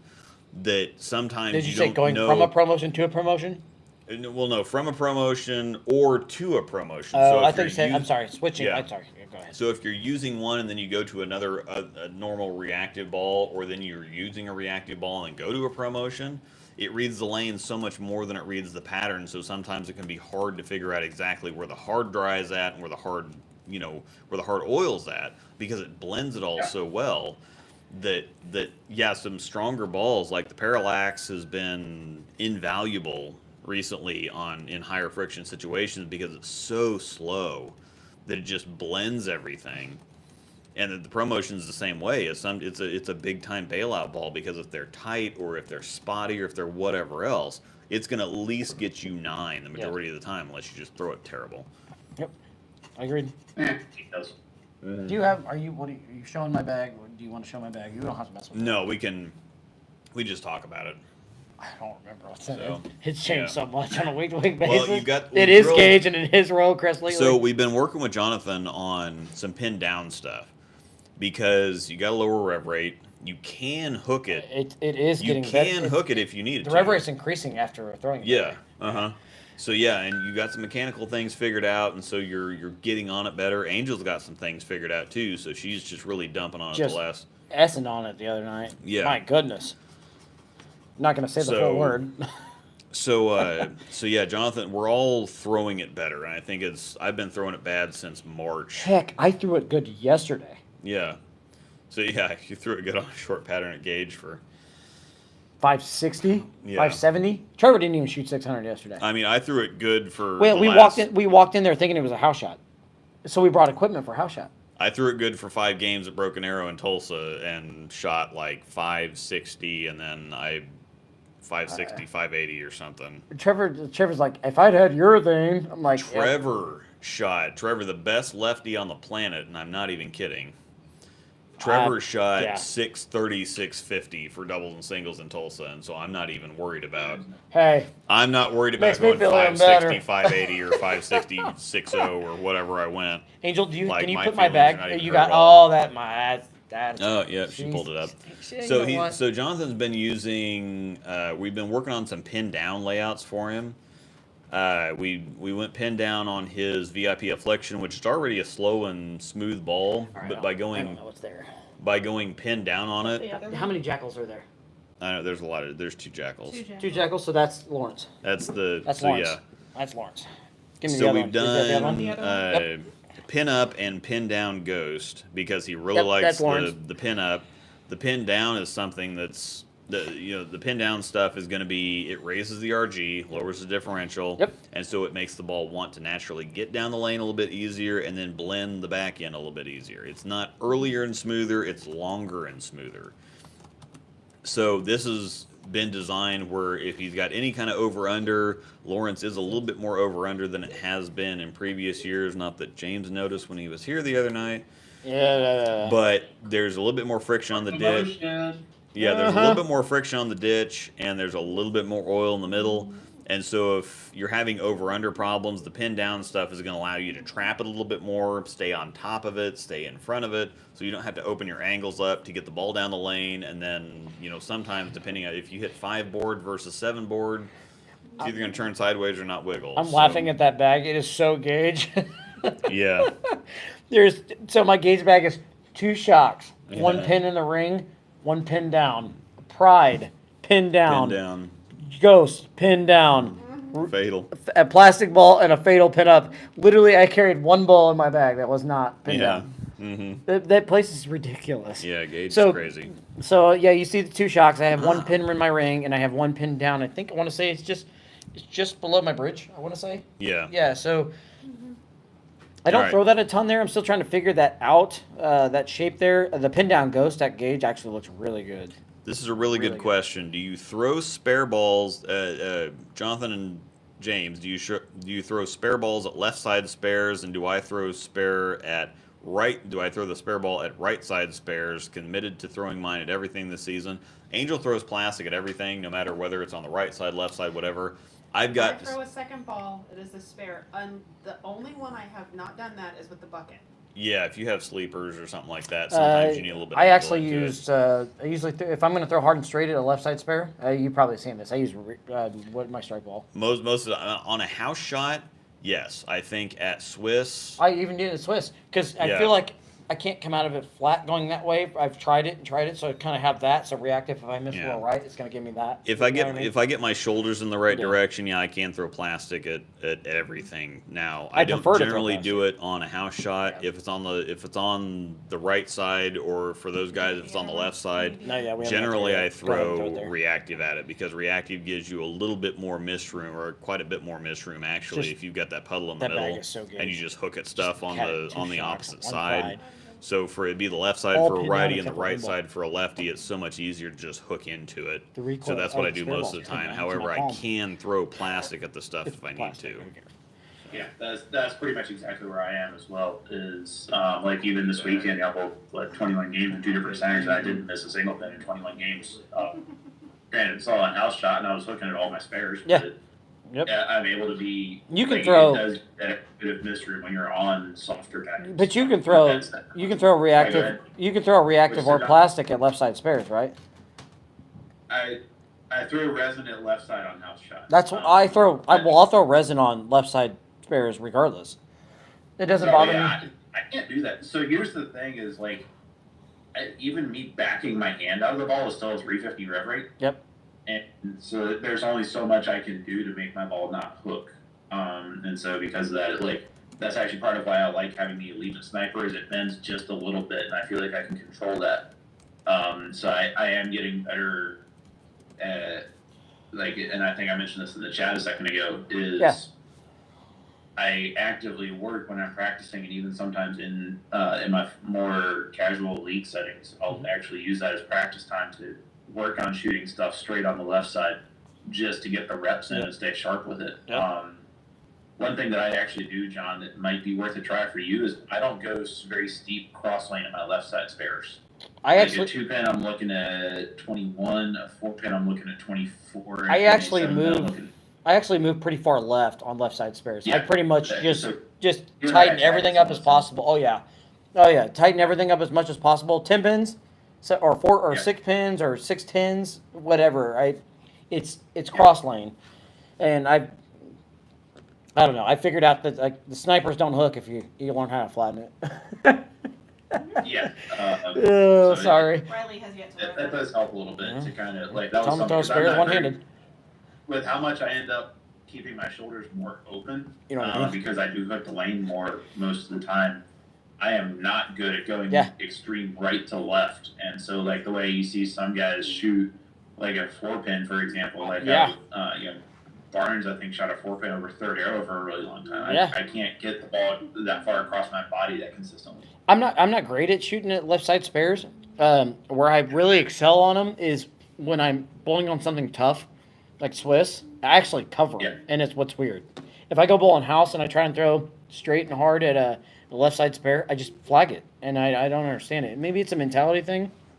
I don't know, but like Swiss, I didn't miss anything on the left side. Huh.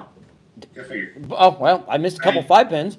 Well, actually, no, that actually does make a little bit of sense because if you're doing that with resin on a house shot, like especially with 4 pins or 7 pins, Yeah. It's actually harder to Yeah. hook to do that slight hook at a left side spare. Oh, well, on a house- they were all hard and because- straight at Swiss on the Well, left so- side. well, no. Hear me out on this because even if you are going hard and straight, your ball's still going to bend a little bit off the end of the pattern. But if you miss to the middle of the lane, it's Yeah. going to miss into more oil. Yeah. And if you miss to the outside of the lane, it's going to miss into more friction. Yeah. It's So you combine that with the ball hooking away from the pin instead of into the pin, correct. and it actually makes your window at 40 feet actually becomes a little bit, and that's kind of Yeah. where that challenge comes Yeah, from. I enjoy actually throwing hard and straight at and I shouldn't say enjoy. I like throwing hard and straight at the left side when we bowl on something tough. I'm actually good at it. I just don't do it. I don't know why I don't do it. I should do it on house. It really shouldn't matter. It's just me being a pain in the butt. As opposed to what your usual. Yeah, well, in house shot, I just hook at it, and I've watched myself miss it to the right so many freaking times that I just need to throw hard and straight at it. I'll cover it every time. I'm just a pain in the butt. So, you're looking now on the screen. You can see that is my Royal Crest bag. Once again, it's a weird bag. It's got 2 Jackal ghosts in it. One pin up, one pin down. That pin up ghost there, Luke can agree with me. That ball has went nuts in that building, so it's got to go every week. So we've got to figure out what to do with that. Pin down ghost is what I actually shot, or I threw a big set in Tulsa with this past weekend when nobody else enjoyed the fronts. Dylan did, actually. Where it goes hook, stop, skid. Yeah, James, I was able to get right of everybody with that thing. And So everybody with 10 revs or less would have been fine. exactly. Yeah. I had more than 10 stop its. You So were a big, I was big able. split in the last game away from 800. It was one split. I was a split in the 7th frame or 8th frame. 8th frame. Yeah, what you I went shot front seven. 261 I went or to- 62, 63? No, I something went like that? 40, 50, 60 is what I went in double or in singles. And I went front 7 the last game in Tulsa, and I go split open sheet. So Yeah. should have been 800, possibly a singles title. That's okay. I'll kick myself in the nuts later for that, but that's all right. And the recoil, by the way, the most underrated ball we make. Just saying. Just It's a really. Yeah. It's a weird one, but it's really. just I like that. I'm just saying if it's the The most most underrated unusual ball. one you used to make? Huh? You still recoils? Or they discontinue them? It's kind of half and half. I think they're getting ready to go. Yeah, I we thought the make recoils them. were gone. No, we make them. Oh, They're still there. Recoil's there. Interesting. They've kind of like been on the fence. Like it's. We've only got 200 left in the shop or in the factory. Mm-hmm. So everybody jump on them. Oh wait, we're not doing it now. So, the recoil is not gone yet. Newsflash. Mm-hmm. Buy it. It's kind of like Yeah, so on your side. What's the most underrated ball you make? It was. I know. Let's hear it. Let's hear it. It What is was the Parallax. Right now, it's the Insight. Wait right, for it. Where does That's it? what Wait. It was That's the what I was gonna say. It was the Parallax before they discontinued it. Now it's the Insight. Oh wait, the original Parallax is gone. Yeah. Yep. Oh, They I missed that. they got rid of that with the synergy and You the knew that trend. because you trolled it. I forgot The- that. the- Okay, yeah, the Parallax. I need more coffee. The synergy Oh is my gone. The God. trend is gone. The Ordnance C4 is gone. And I can't remember there was a 5th one. James, would you The agree? pitch purple. Well, yeah, that's why because I thought it was already. Would you agree discontinued a that long the most time ago. underrated ball we make Because is it the was Venom bad. recoil? For motive, yeah, I would. Yeah, it's so good. Like Yeah, I now threw it it's- in Tulsa more than you've ever seen me throw it. Mm-hmm. Yeah. I missed the ball change from singles to doubles, and I literally shot 170 the start of doubles, Yeah. and I was fried.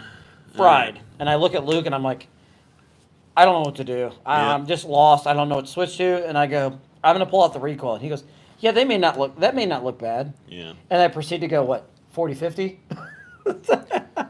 Yeah. I think So- James needs to check out of a hotel room here, so he didn't have to pay Yeah. for another day. So They can check Yeah, out. We I'll get can it. we can hit into some questions here. yeah, we can get into some stuff on our end. So Thanks for hanging with us, yeah, I James. want to thank James for showing up and hanging out and talking about stuff. So because we got a few Thank you different for having me. I really appreciate it. It's been a lot of fun. yeah, we got a few different perspectives on things. We'll all see you in the Discord and on Patreon if you are so inclined to do that. So thanks, James, for hanging out. We'll talk to you next time. Hopefully you can get that UBA heavyweight championship. A belt. Yeah. Top flight I security of the should've- world, I Craig. should've brought the belt up for this. Top Yeah. top Of UV course, of the now world, you can't- Craig. You can't beat Kilo for it. I was really hoping that you'd have another, Kniffen Kilo 3 or whatever it is. Kniffen. But maybe in a yeah, you and Yeah, you'll have to bring the jersey that says the K is silent. yeah. Yeah, I'll Yeah. bring that for my next trip. I'm just gonna start calling you Kniffin. Yeah, kilo. The K. Like Kilo. I'm The coughing. K is not Cutting him silent. Yeah.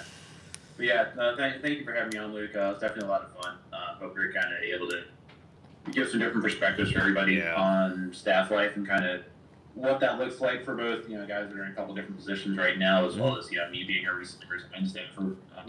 Yeah, It definitely. is it's a little bit of a different answer for everybody. Yeah. It does have being on staff does have its perks, but at the same time, there are kind of some downsides that a lot of people don't really think about.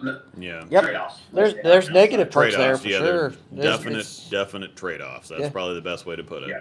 I agree 100%. Yep. But yeah, it was definitely a lot of fun, and time to hit the road and get back home. So Safe travels, buddy. Thanks for hanging with us. Yeah. Peace. Adios. Yeah. We will see you We'll later. see you later. Peace. All right, so go ahead and hit us with some questions here in the chat. If you've got any Yes, questions you want to follow up on Get rid of this idiot. on staff stuff, I'm still looking at James there on my. If you have Yes. any questions on Do- staff there stuff, we if go. you have any questions That on worked right. That- bowling balls, if you have questions on anything, are we just Well, going to hit Luke, general there's chat at this one in point? there From Mark about VLS, which number do you use for pin up versus pin down? Pin up versus pin down is the last number. So in VLS versus dual angle, the numbers are kind of switched around. So in VLS, the first number is pin to pap, which is the second number in dual angle.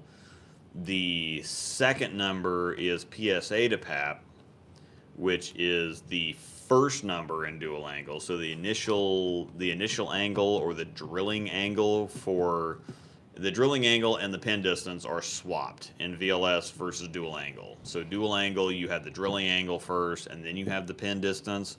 In VLS, you have the pin distance, then the drilling angle, which is the PSA to pap number. And then the final one, VLS and the val angle are the same, basically. So the higher the angle, the more it's going to make that pin down.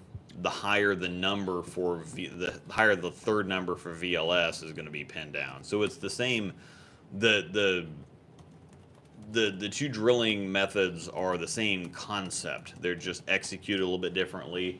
I prefer VLS because I have to, because I'm a storm guy. But at the same time, they're actual measurements. They're not angles. They're actual measurements of the ball, because a ball is in diameter is 13 inches. So 6 3/4 is halfway between that, or 6 1/2. 6 1/2. I don't know. Or 13 1/2 is the diameter. Yeah, close enough. Close enough. 26 is the circumference. I know. I'm just saying. So anyway, VLS uses actual physical measurements, and so it gives me a better idea of what kind of orientation the core is in. Yep. And so I prefer VLS to dual angle. Theoretically, it's the same difference. It's just whatever, and I learned dual angle first, and so it actually was a little difficult to learn VLS after that.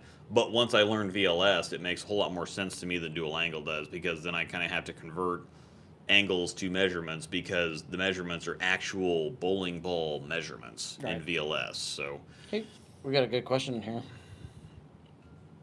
so Luke, do you think the Storm should release a solid cover stock of the version of the Parallax? yeah, I saw you ask that earlier. I really like the regular Parallax. I have a backup. Angel had wanted to drill it, but she can't stand the scent. So I've brought my Parallax back out recently. I used it for a while, and then somewhere in March, April, I kind of put it away. But then when we went to KCO, it worked really well at Lunar last year. And so I had to bring it back out again. I brought it out specifically just to troll James, because he hated the Parallax. I love the Parallax. I ended up beating him last year at KCO with the Parallax at Lunar, and then he obliterated me this year, because he's gotten so much better between last year and this year. And a big part of that was Talking about James? Oh yeah. and a big part of that was coming to Kansas City and saying, well, you can't just throw it a million miles an hour everywhere. This is a different type of thing, and he bowled really well this year. He shot like 2150 or something versus 19 whatever. He still bowled. Oh, he bowled decent last year. It's not like he came and crapped the bed. Last year was just rough. he didn't. It was rough for everybody, but he didn't bowl. It was rough. What James is used to bowling on the East Coast was not what he shot at KCO. The pair that we hit 2 years ago though at Lunar was tight, and they hook in that building. Yeah. It was like, what is going on? It was really bad, and we were bowling right next to. You bowled right next to us. We were bowling next to Kevin Williams and. No. We're talking what Kevin went there. We're talking what were we bowling with? The Greater Kansas City when we had like for doubles and singles. Oh. Not this last year. The year 2 years ago, I bowled with Patton, and we bowled on like 9 and 10. And then last year, we bowled right next to Kevin Williams and them, and they had a great pair, and we had an awful pair. Unless it was something different. I thought it was KCO last year. It's not KCO. Last year it was just our group, and then to the right of us I had. I don't think you were in our group last year. Yeah, 100%. I got goats up. What were we? We were bowling something. We all went to. That was it, you're thinking of Spring or Ward Parkway or something. No, we were bowling at it was Lunar, and we were bowling right next to Kevin Williams. Then you're thinking of a tour in Kansas City. Well, no, because we stay on the same pair. Because Kevin Williams went like 8-0, 780 or something. I was with your group for Greater Kansas City Open last year. I missed this one year because of Rona. It was something different. Yeah. 3 years ago? It had to be 3 years ago. I was with you last year. I've only bowled it for 3 years because the first year I went, we got on with Patton. Well, then it was. We have done KCO. Okay, so it was 3 years. Okay, so the first year was with Patton because we got on with them, and then next year was that, and then so it's been longer ago than I thought. 2 years ago, I was with you guys for Summit and Lunar. And Lunar was the pair that we were on was tight. Yeah, we were like it was that. We were on the low end again. Well, it was low. It was I low was end. bowling with Chad. Yep. And I did okay with the Parallax, and James and them, you guys were right next to us. It was James, me, Riley, and Eddie. Okay. Yeah, that's right. Because that was last year. The year before that, it was Kevin Williams, because I was still bowling right-handed. So it had to been, so that was 3 years ago. But, yeah, so last year, the Parallax worked great because Lunar's just dumb high friction. Just dumb. Not that day. Yeah. Not that day. Well, yeah. They didn't hook at all. Well, that's the thing is that once you guys blew through the back ends, then it just kind of disappeared. Thanks, But James. it was early and it was smooth, and so the Parallax reacted early and just kind of walked into the pocket. And so Chad and I did okay on the left side anyway. Yeah, left side, I have no doubt. But so yeah, the Parallax was. Well, you had on the same pair. You had Riley, who's two-handed. He gets around it, and then you got James. Yeah. And then there's Eddie and me. But when you have high friction lanes, you have to get deep to get the ball down the lane, and then all it does is push the oil right into the back end, and so you have something that's early. Once you get early ball reaction, that tends to get smoother down lane, and so then once you push the oil further down lane, then all of a sudden you have bigger problems because you've got early friction, which is going to kill ball reaction. Yes. And then you have no ball reaction down lane. Correct. Which is just an absolute nightmare. That pair was just rough. I don't know. It was just rough. There's a good question here. I'm going to let you hit that because it's on the storm side, and I'm going to go potty.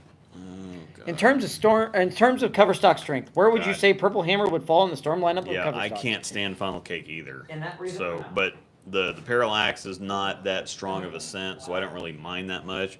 But I pulled the Parallax back out, and it works really well in super high friction situations. It's gone now, but I still have the one that I've got that reacts really good, and then I've got the backup because Angel's probably never going to drill it because it smells terrible. Correct. But Crow is keto friendly, by the way, Colin. Very low in carbs. Without the feathers, at least. So, I like the fruitier scents. So stuff and cinnamon and the fruitier scents. I don't like the Parallax. I didn't like the Sonic. I don't like the super heavy, sugary smells. I like citrusy. I like the citrus stuff. I like cinnamon. I like the fruitier type of scents. So, all right. Can't stand the orange coffee cake on the Parallax effect, but the ball just hooks for me. Yeah, the Parallax effect hooks off the planet. What's your opinion on the High Road Max? I went from dull to shiny. If you've had success, what surface did you have the most success with? I didn't really, on the left side, I don't really like higher RG stuff. I used to really like the High Road, and I probably need to drill another one of those. But the High Road Pearl doesn't play a whole lot. I wasn't big on the High Road Max, even the Honey Badger Intensity, which is amazing. I don't really. It's a little too long. So I've been having a lot of success with low RG stuff. So the Hustle Camo again that I just shot the 300 with Friday night. I really like the camo. I like the Electrify Solid. I've had a lot of success with the Idle Synergy.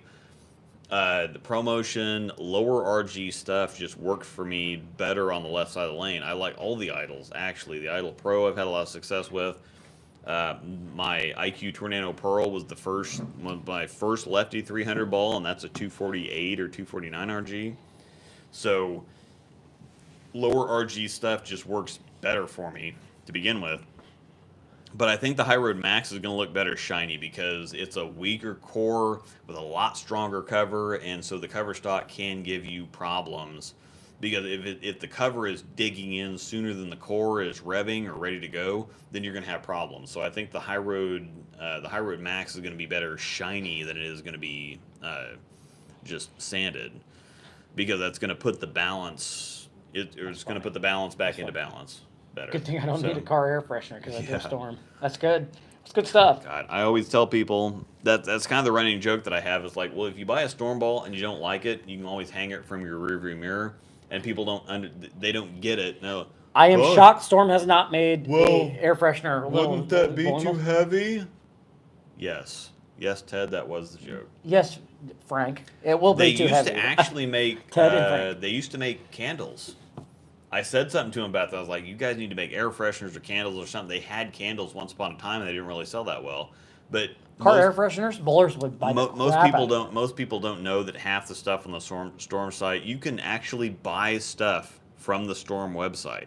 Mm-hmm. Believe it or not, and people have no clue.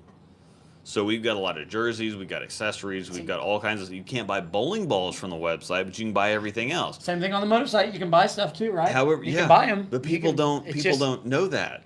So they don't, and so anything they put up on the website, they don't advertise, they don't do anything with, and so most of the time people don't even know it exists. Turbo as well. Yeah. You can buy stuff from Turbo website. Yeah, Turbo. You can buy everything from the Turbo website. Yep.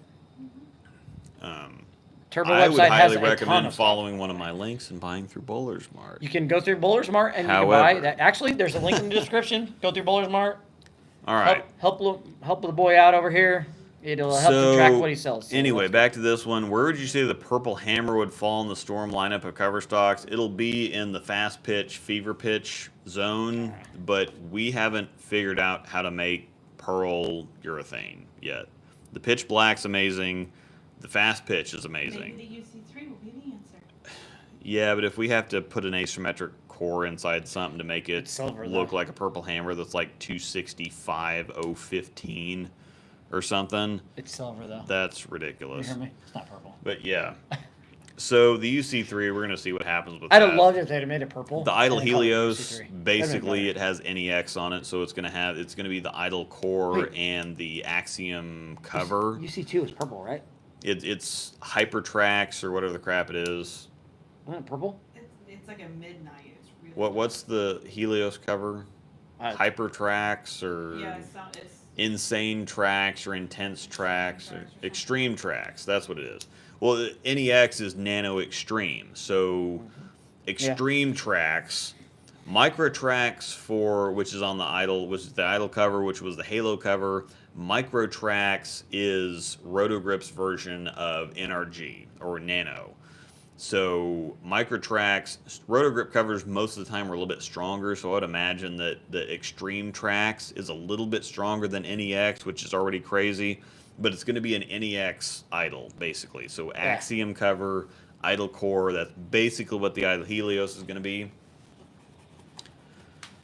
So... Whose tracks? Yeah. So... Sorry. You ever try the Phase Pink? I have a Phase Pink. Can you get my Phase Pink out? We're kind of right now, just so everybody knows, we're not doing anything because we had a guest this week. We're kind of winding down. Kind of winding down, but we did not do a. We're at the 2-hour mark. We need to. Yeah, I know. We did not do a. Well, I'm hungry, so. We did not do segments this week. We did because we had a guest. Yeah, we had a guest, so we kind of did more of a theme. But yeah, I do have the Phase Pink. I have not drilled it, but I do have a Phase Pink. So I have a synergy that seems very hook set for me. 4x30, that's going to be very hook set because it's going to be really early and it's going to be really quick, so it's probably going to stand up.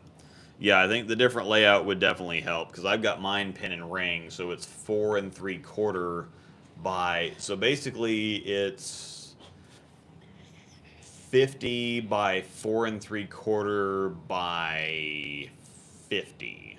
Basically, what my synergy is. So the idle core, the icon doesn't like to cover a bunch of boards. But yeah, basically, if you drill a strong core with a 4-inch pin, that's going to make it really early and smooth. And then you add a very low val angle, that's going to make it early and smooth, but also flippy. Yep. So what you've done is you turned a hook set ball even to an even more hook set ball, is what you've done. Helios should be a stronger version of the OG Idol, but at the same time, NEX is also quicker than NRG is, so I don't know how they both increase the strength and increase the friction response. Yeah, who else thought the Helios was overseas when it was? Is the Phase 4 stateside or not? I have no idea. I don't know yet. I have no idea. It showed up on the approved list. $5 says it's going overseas. I think it's coming here because we've had the phase 2, the phase 3. Let's put a 5 on it. We've had all the numbers. I'll definitely put 5 on it because it's going to be stateside. All of the overseas stuff has been phase flow. It's been names. True. That's true. It's been names. True. The numbers have been here. The names have been And overseas. it's, So it's in sequence phase of- star, phase 0. The only one with That's a number. That's true. That's right. It will So be here the then. numbers have Yeah. already been The Oh, only thing that has been practicing. overseas Who practices? is phase 3 SC. Yeah, that's true. So, That's yeah, true. It's still This guy's asked this question a couple times. We got to hit this before we sign off. What is your practice routine? Jay Hall's, I'll put 5 on it. I'm out because he's right. I didn't even realize that, so I'll pass. You know what, Colin? I'll give you a high 5. I don't practice. Practice routines, honestly, it's more of just Practice. Well, You no. turn I the work camera on- on and shoot 10 video. minutes. That's when I'm. I work on releases. Okay. I work on releases, arm swing, things like that, because I've been changing some stuff. So I'm 40, he doesn't. so I just get loose. Yeah, 'Cause it takes a game. It takes practice plus. I'm half the 33 first game to get in loose, like so. less than a month, so I understand it. So we're Mhm. So I just try to get loose. I know generally what I'm going to be using that night anyway. I throw stuff enough to understand the equipment that I'm using. That is the big benefit of when we go out to film stuff. We don't, like when we filmed all these other balls, we bowled 33 games for 4 bowling balls. And so we put, 7, 8, 9, 10 games on each ball when we're filming. So that's a lot of familiarity with the ball. It's a lot of bowling while we're out there. Jared Gentry, 300, 770 in Yeah. singles in Tulsa. Oh, 770 what though? 770. Oh, so you beat him. Or did you tie him? Tying. Oh well, I don't get any handicap, so whatever. He they're- probably gets handicapped though. I bet he does. Rat bastard. Anyhow, so yeah, off to practice for the CP3 tonight. I'm probably gonna miss that. Enjoy. I'm watching football. Yeah. So. Yeah, we'll see you later. Thanks for hanging out. Oh, before we leave, head over to Buller. Or if you can buy anything, please head over to Buller's Mart and use the link in the description. It helps Luke out. You can kind of explain that real quick. Go ahead. Yeah. I'm a rep for Bowler's Mart, and so if you follow the link, there's no discount code, but it does kind of track things. It helps me out. It helps me at least. It tracks things to the point where I can give numbers to Storm to help them out more than YouTube numbers. Just saying, okay, well, I have this many people watching. I have no idea how many people are buying stuff, but at least the Bowler's Mart numbers help with that. And that's okay for asking the same question because sometimes we get going on a tangent and whatever else. But the practice routine is basically now somebody like Wes Malott, when he's lining up, he throws the ball from second arrow, third arrow, and fourth arrow, so he gets a good look at what the pattern that kind of helps him get a look at the pattern. On a league shot, I just kind of get warmed up because I know generally what I'm going to be throwing anyway. Yeah. And by the time I get to league with a new ball, I've already thrown 10 games on it while I was filming for it, so I know I get really familiar with what the ball does to begin with, and so I know whether or not it's going to work, Right. in what situation, whatever else. So the practice routine is basically get loose, number one. Don't try to start off full 100%. Love it. Thanks, man. Get loose, work into it. Don't try to go full speed or try to figure out a bunch of stuff. You should already know beforehand what you're going to use. Now, if you're at a tournament or something, you can still pay attention while warming up. You don't have to necessarily just, okay, well, I'm just warming up, so I'm not paying any attention. You should be able to get a good idea what you're working with while you're just warming up. So just kind of go up there and toss it in the general direction and still watch ball reaction. Yep. And actually, when you're warming up, you're throwing it slower, so it gives you a better idea where the oil's at, where the dry's at, how dry they are, how wet they are, whatever else. Yep. Because you're throwing the ball slower, because it gives you a better read on what the ball's actually doing than if you hook it off the planer, you throw it a million miles an hour or whatever. So.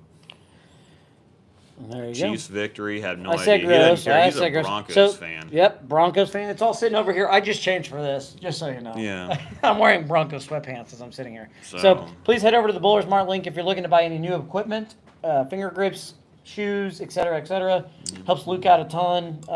It's in the link in the description. If you're looking for a new jersey, you're in the market for a new jersey, whether it be custom or in stock, head over to coolwick.com. You can use promo code Rosedale10 or Haas10. That saves you 10%. And if you want to submit anything, have any questions for our future shows or anything, breakdownpair@gmail.com. Yeah, That we is should be back. breakdownpair@gmail.com. All lowercase. That's also the Yeah, we It's- have a few open weekends, so we should actually have shows kind of Yep. predictably. We're going to have some shows here in the next couple weeks, so let's go. And then, once again, a brand new Instagram. Follow Yeah. us on @thebreakdownpair@gmail.com. @thebreakdownpair. That's our On- Instagram name. Yep. Link is in the description. Please follow us. I'm trying to grow that.